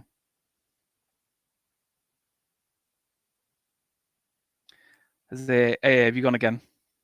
Oh, so I don't know why this keeps on happening. I think I leaned in the wrong way on my mic. We'll carry on. Okay. Coney says, it's difficult to enjoy memes about this war when there's so much disinformation coming from it. On a more serious note, this seems to be the first war where events are being live fed to us at a count, where the media is too slow in creating their own propaganda narrative around it, unlike previous conflicts in Yugoslavia, Afghanistan, or Ukraine. Yeah, that's why I said they're using 20th century tactics in like 2022, where we just check things in real time. But I hate to say it, it still works. It still seems like it's working. I do wonder. The thing is, they've gone so big on Putin getting crushed. Surely, that's where I feel like all of the white propaganda is gonna get used up, and they're gonna have to just like make up dirty tricks about Putin or whatever to really push their message eventually. So.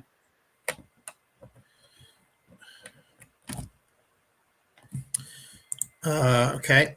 Can you hear me, Pharaoh? I don't know why this keeps on. I can hear you fine. Yeah. Okay. All right. Not Aragon says Zelensky is being praised for being a leader, as in staying with your people during war. This is baseline leadership stuff. Yes, it's like I said, it's the hygiene factor. It's not courageous to stay in the city that's being attacked. It's just like how not to fail 101. Basically, it's not heroism. I actually think that his move of arming the citizens is actively evil, in my view.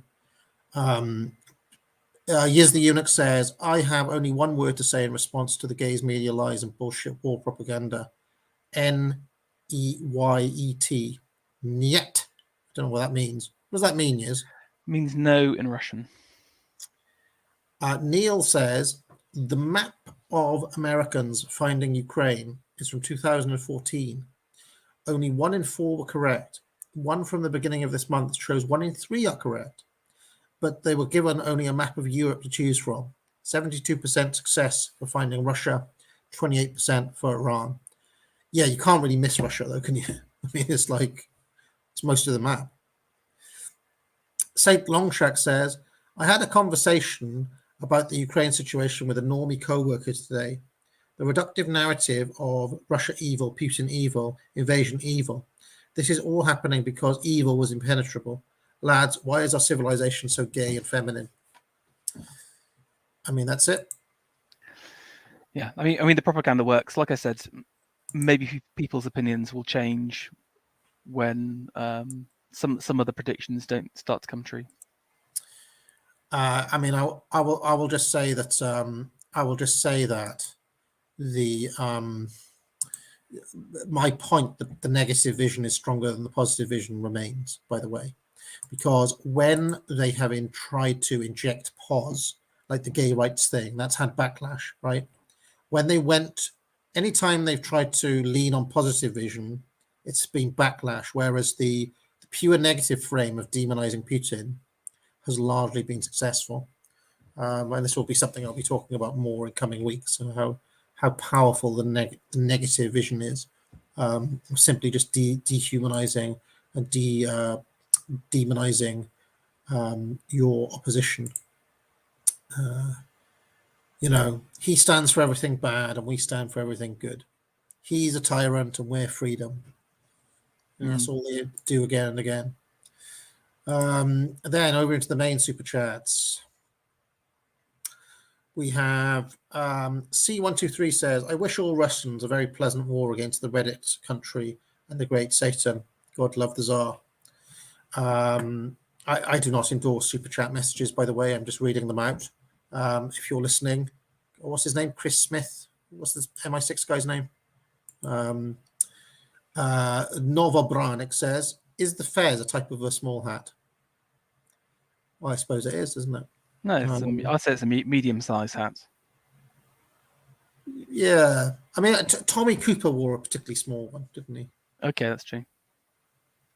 Captain Smith says, visited normie family at the weekend. One said, A, that Putin will lose, and B, they cancel holiday plans to Lithuania in case it gets bombed.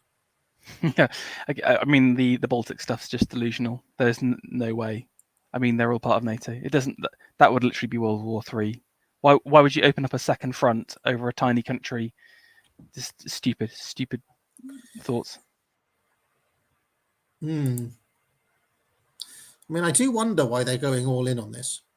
Not, I mean, they're not going all in, as we've discussed, but Yes, they're talking as if they are. like I said, it feels like we're at all footing from the information war standpoint. So, but I do. The only way it would make sense to me would if it would be that they let Putin take over Ukraine and then they do like a joint task force against Ukraine and against Russia, basically. But it just would be World War III. That, like, because China would come in on Russia's side, India would come in on Russia's side. I don't know. Maybe that's it. Maybe that's what Alex Jones in that prediction from October said.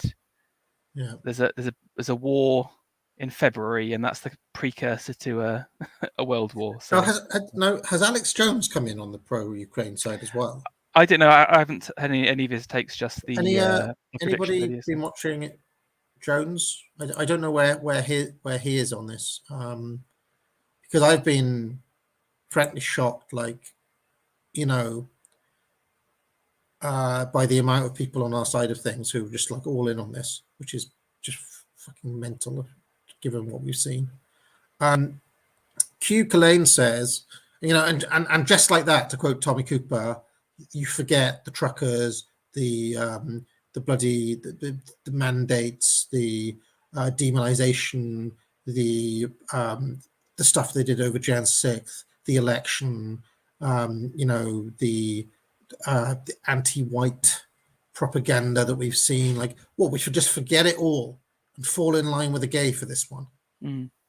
I just don't get it. I just don't understand the people who think like that at all.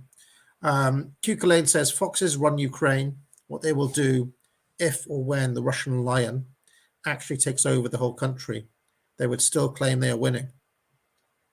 Or the bear, we should say. Russia's always been the bear.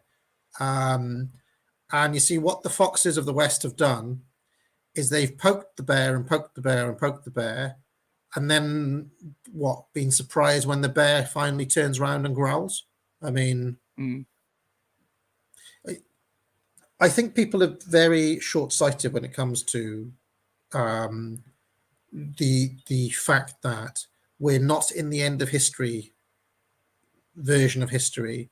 We're in the Samuel P. Huntington civilization, clash of civilizations, right? And Russia is its own civ, as is China, right? I just don't like, people have this strange interpretation of those as if they're like temporary arrangements or something. Russia's not going to go anywhere, folks. It's not going to go anywhere. Putin or not, Russia's still going to be Russia, and it will always have its sphere of influence, and Russia will always have its natural geopolitical interests. It's not going to change. Like, it's not going to change.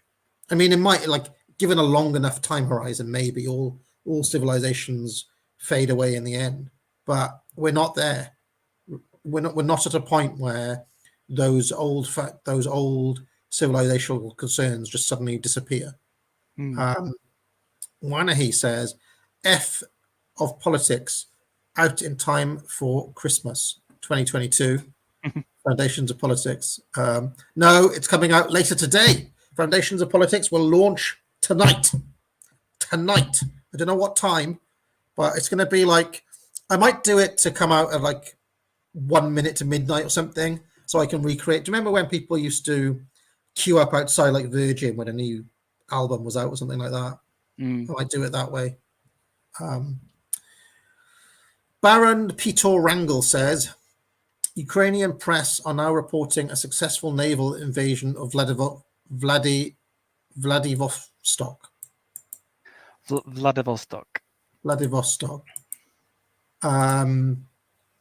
Right. So, a successful naval invasion of Russia by the Ukraine. Yeah. The Ukrainian Navy was destroyed. The Ukrainian Navy had two vessels, and they were destroyed right at the start of the war. So whose fleet are they using? Surely this must be a troll. Surely. I mean, he must be trolling, right? JD, I mean, they don't have a navy. I mean, there was talk of the EU sending fighter jets and pilots and so on, which turned out to be BS. And that was one where even I was caught. I retweeted that, and then I was like, hold on a second. That's not happening, is it? And people were quick to point out that even if they got fighter jets to Ukraine, there's nowhere to land. There's nowhere to take off from because they took the airport. So, and they control the airspace. So, yes. JD says, drown them in your blood for the journo photo op. Yeah, I know. I mean, I've just got this image, Pharaoh, of like Ukrainian soldiers filming some sort of like gay op for CNN, like literally while Russians are just marching into apartment blocks behind them. It's more, the media war is more important, the narrative war is more important. Exactly. Baxter McTavish says, based Russia steps over meme war. That's what it feels like. But I mean, I'll put this out there, Pharaoh. We're saying that reality is reality, right? We could be wrong. Like the propaganda could be correct. Yeah, I mean, exactly. Like I said, reality is reality, but again, maybe the truth is that Russia's about to collapse and be replaced. But yeah, it could be possible. I mean, I doubt it. I did tell Cringewalker I'll take the bet, but he didn't. Nobody wants to take me up on the bet for some reason. Chris Primer says, I stand with America's most popular president because he stands up to mean bullies. Have you considered fighting them over there? So we're not fighting them here. Yeah. Jam says, in 2012, I mean, I feel like we're saying, my own interpretation is that we're witnessing the end of American hegemony right here. Afghanistan was part one of that story. This is part two of that story. And we're going back to a multipolar world. That's what I think. But again, if I'm wrong, I'll come out and say I was wrong. I underestimated the gay. I underestimated the strength of the gay, which has been done before. I mean, I think if you talk to any of us back in 2017 or 2016, we possibly underestimated the resolve of the gay, didn't we, back then? We have seen them go to lengths that we never dreamt that they would have done. But again, this is the lion versus the fox. This is a proper confrontation. Yes. So, I think this is testing even Moscow and Pareto themselves, basically. So we'll see. Yes, I mean, I will say that Pareto doesn't say the lions will always win, but he says that if foxes bulk at using force against force, the force will win out. Obviously, like you can't gay up your way around like the boots on the ground, which is what's happening at the moment. I also don't think you can take Russia offline in the way that they think they can do. Morgoth had a take earlier on that I saw on Telegram where he said,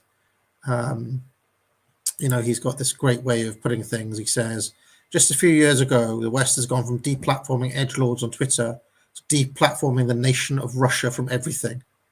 It's the same tactic, regardless of the issue. Russia's economy will run on the equivalent of BitChute now.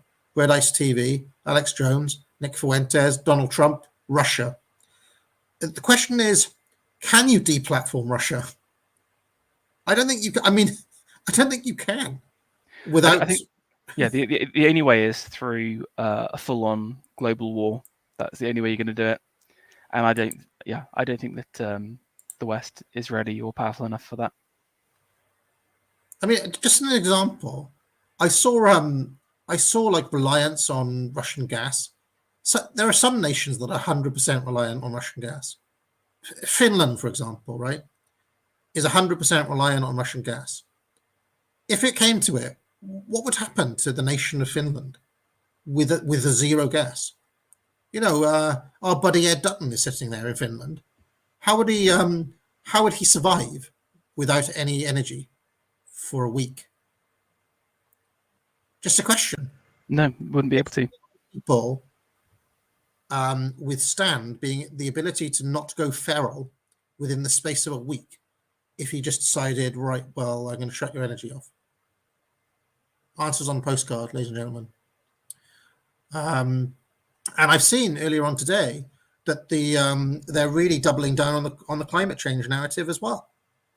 And there's been a lot of interesting material that's come out that Russia has actually been part of climate change campaigns to shut down nuclear power in the West to make them more reliant on our gas. So it's like they're still running with the climate change stuff, even as Russian operations are being exposed as part of this. So very interesting indeed. Federal Reserve has committed treason. Hello, my old friend. He says, I just want to tar and feather the bankers. Bolaro 393, never change Federal Reserve or commit treason. Although I will say that the Federal Reserve, if they're serious about the SWIFT stuff, it would be a disaster for the Fed. They need to keep the world running on dollars, right? As the currency, as the kind of de facto currency, you know, the dollar standard, I guess you could call it. If you ban Russia from things like SWIFT, they have an incentive not only to develop their own system, but to trade in another currency as well. Let's say gold, or let's say crypto, or let's say something else. It would be a disaster for America.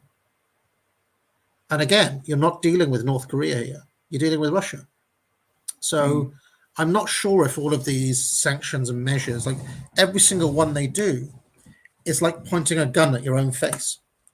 And the difference between Russia and China and the West is that Russia and China are nationalist. And they have been thinking about self-sufficiency. And they have been thinking about not being reliant on their enemies for trade.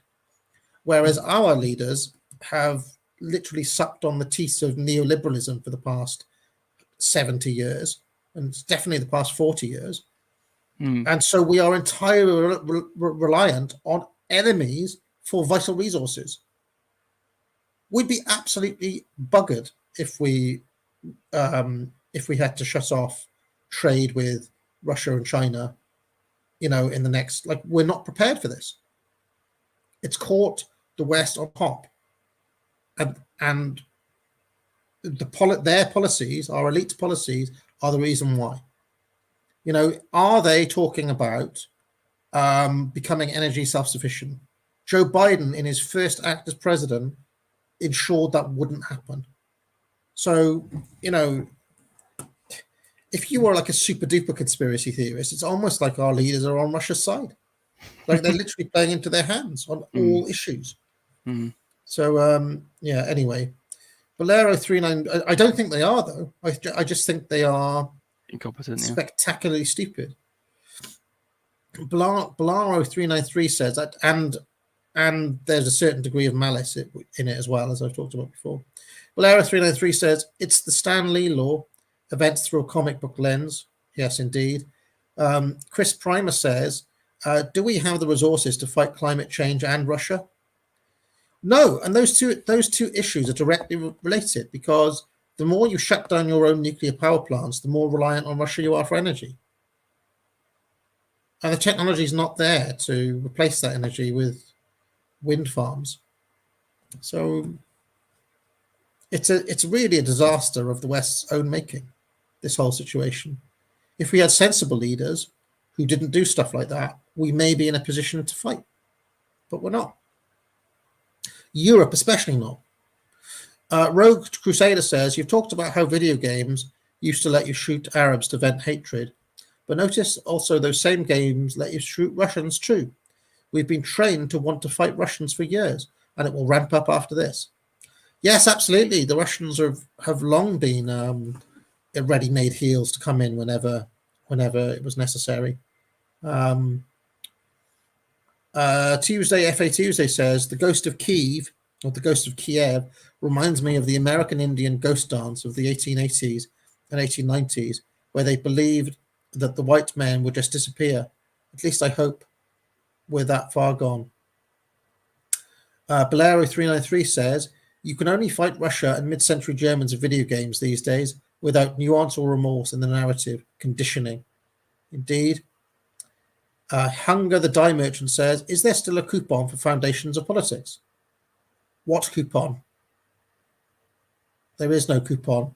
Although, when I launch it, I will tell you that if you're a member of my Substack or a member of this channel, you will get special things that I'll send you later on. But I still need to write the test on the Gottfried lecture. And once that's done, it's going to be up and running. Belforest Knight says, feels like a GAE think we're going to outsource our army. Yeah, I mean, I saw a very good meme, Pharaoh. Did you see that meme where it was Lord of the Rings? I'll pledge you my axe, sword, my bow, and my axe, and it's just like, yeah, here are the weapons, and then they, Aragorn, Gimli, and Legolas aren't going. Bye then. Nendand Vukovic says, it's frightening that the political elites are irrational, incapable of understanding Putin's warnings. We're all in danger because the people in power continue to deny reality. Yeah, absolutely right. I find it, I have been vaguely disconcerted these past few years, but this past week has been insane. It really has. Pong Ding Dong says, do you guys think the news is using these stories to gaslight people in the West into being willing to fight against Russia, and ergo gaslight them into being patriotic and trusting their governments?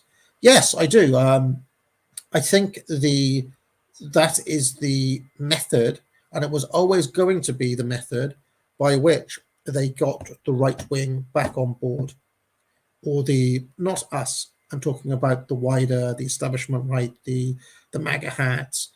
How do you get these people back on board? Let them be patriotic and give them an enemy to point their attentions at. They did it back in the early 2000s, and they're doing it again now. This is a return to neocon type tactics. And I mean, I hate to be the bearer of bad news, folks, but beyond our very small circles, it seems to work. It seems to work on people on the right, on boomer cons, on those people you were marching at the anti-lockdown with. They're all back on board. I mean, I wish I was wrong, but let's see. Zero Kev says, Pozov Battalion. Old Longfellow says, Libs can't conceive that Vlad did it for his country. Yeah, I mean, the liberal need to psychologize. They will always find some way to explain it away that isn't the actual reason. White Raven says, all it took was one war and all the normies are acting like there's no coup, and yet still they use their COVID passes. We are doomed. Yep. Elderman says, on Sunday, my priest, an Anglican, called for a new world order and a war on Ukraine against the evil Russian in a sermon. Shook my head throughout. There we go. The priests are on board, as we talked about. Winter Phoenix Forest Corinne said, hey, if all the male Ukrainians get slaughtered by the Russians, do you think that we could swoop in and gather a Ukrainian woman or two for our harems? I'm not going to answer that. John Post says, have you ever seen Raymond Briggs' 1986 feature-length cartoon, When the Wind Blows? It's a good depiction of a Russian nuclear attack on the UK. I have not seen it. I have watched Watership Down, though. Belforest Knight says, the compliance is worrying. The mask, black square, Ukrainian colours are social signals. It requires you to say a donkey is a horse. Before it was domestic, now it's foreign. Tools like how Trump used Mexico. Eddie Elgar says, if you want a real trip, check out the comments under Zelensky's articles on the BBC's Facebook hundreds of comments from accounts with 0 friends and barely a day old. We are truly living in a hyper reality. Absolutely, Eddie. All I can say is I hope that this is the desperate death throes of the gay and not some rejuvenation for them. I fear it's looking like it's winning people back, though. Aurelian Caesar says, do you guys hear about the new studies that say that COVID started in the wet markets? Bloody stupid. The Daily Mail actually ran a huge article on Moderna vaccine the other day, which again was buried under Ukraine news. Novo Branik says, lots of anti-war sentiment in Moscow from millennials. Media didn't prepare people for a war. Few State Duma members spoke out against it. People want to leave. Roderick Embark says, the least non-European refugees in Ukraine could do is defend the nation, which has provided them shelter. Yeah, I did see that the Visegrad Twitter account said that the Africans in Ukraine should stay and fight, which I thought was funny. EC90 says Kharkiv, apparently a mostly Russian city in eastern Ukraine, is being violently bombarded. Hard to square this with the idea of protecting Russians. Evil Way says, AA, can you do a stream about how it's possible for the average house price in the UK to be more than 10 times the average salary? Who is pushing these price increases? I know. I have looked at housing in the past, but maybe I'll return to it because I think we're set to see that go even more insane soon. Although, if they do kick out the Russians from London, that would be very handy for us who want to buy a house. Joseph. Sorry, I'm really sorry. I got to duck out now, I'm afraid. Apologies. All right. Cheers, Pharaoh. Thank you. Cheers, Pharaoh. All right, we'll just finish up with these super chats. Pharaoh did have a hard stop at 6:30, so we were always going to end here. Evil Way says, AA, can you do a stream on how it's possible? We did that one. Joseph Dull Kulik says, US policy on Russia has been hijacked by the corrupting lobbying efforts of one American robber baron, Bill Browder. He's the guy behind the Majinsky Act and the whole vilifying of Putin. Seba says, Tiananmen Man is safe and sound and was recently released from custody. Absolute Defender says, for your anime stream, I hope you talk about the Legend of Galactic Heroes, Attack on Titan, or Dragon Ball. Your take on Dragon Ball would be interesting, since there is a lot of overlap with wrestling.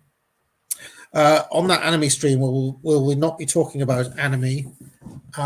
We'll be talking about the weeb obsession with underage girls. That is the sole topic of that stream, but it's pushed back until we are until there's kind of space in the news cycle to talk about it, because it felt a bit fripperous talking about it in the middle of the war. Monothalma says, Pharaoh, show the Rio Ferdinand meme you retweeted. Aurelian Natius Caesar says, I understand how you feel, AA. I was demonized by my friends and some part of my family for having a different view than the approved narrative. Machiavelli Sucks to Go says, obviously Patton was right. He was right about quite a few things. Grumpy Limey says, Ben Wallace's invocation of the Crimean War, and that came straight to mind, was the charge of the Light Brigade, onward to the Valley of Death. I've heard you say 1984 is based on contemporary England. Do you have a source for this? Or is this your own conclusion? Worth a video. Same goes for Clockwork Orange. I do have a video on that. I do have a video for it. It's called Another Way of Reading 1984. You'll find it on my channel. It's not it's just a free video. You can find it easily. No, it was well known. He wrote the book in 1948, and all he did is he switched around 48 and 84, and he was talking about England. It's just well known. In fact, there's a bit of a tie-in with Foundations of Politics, because he had been reading James Burnham when he wrote 1984, and O'Brien in 1984 is meant to be a cipher for James Burnham, which I did not actually know until I did the deeper research on Foundations of Politics. Nova Brannock says, AA, please show Please show Vladivostok on the map. 3 attempts. I don't know where Vladivostok. I don't know exactly where it is. Somewhere on the coast there.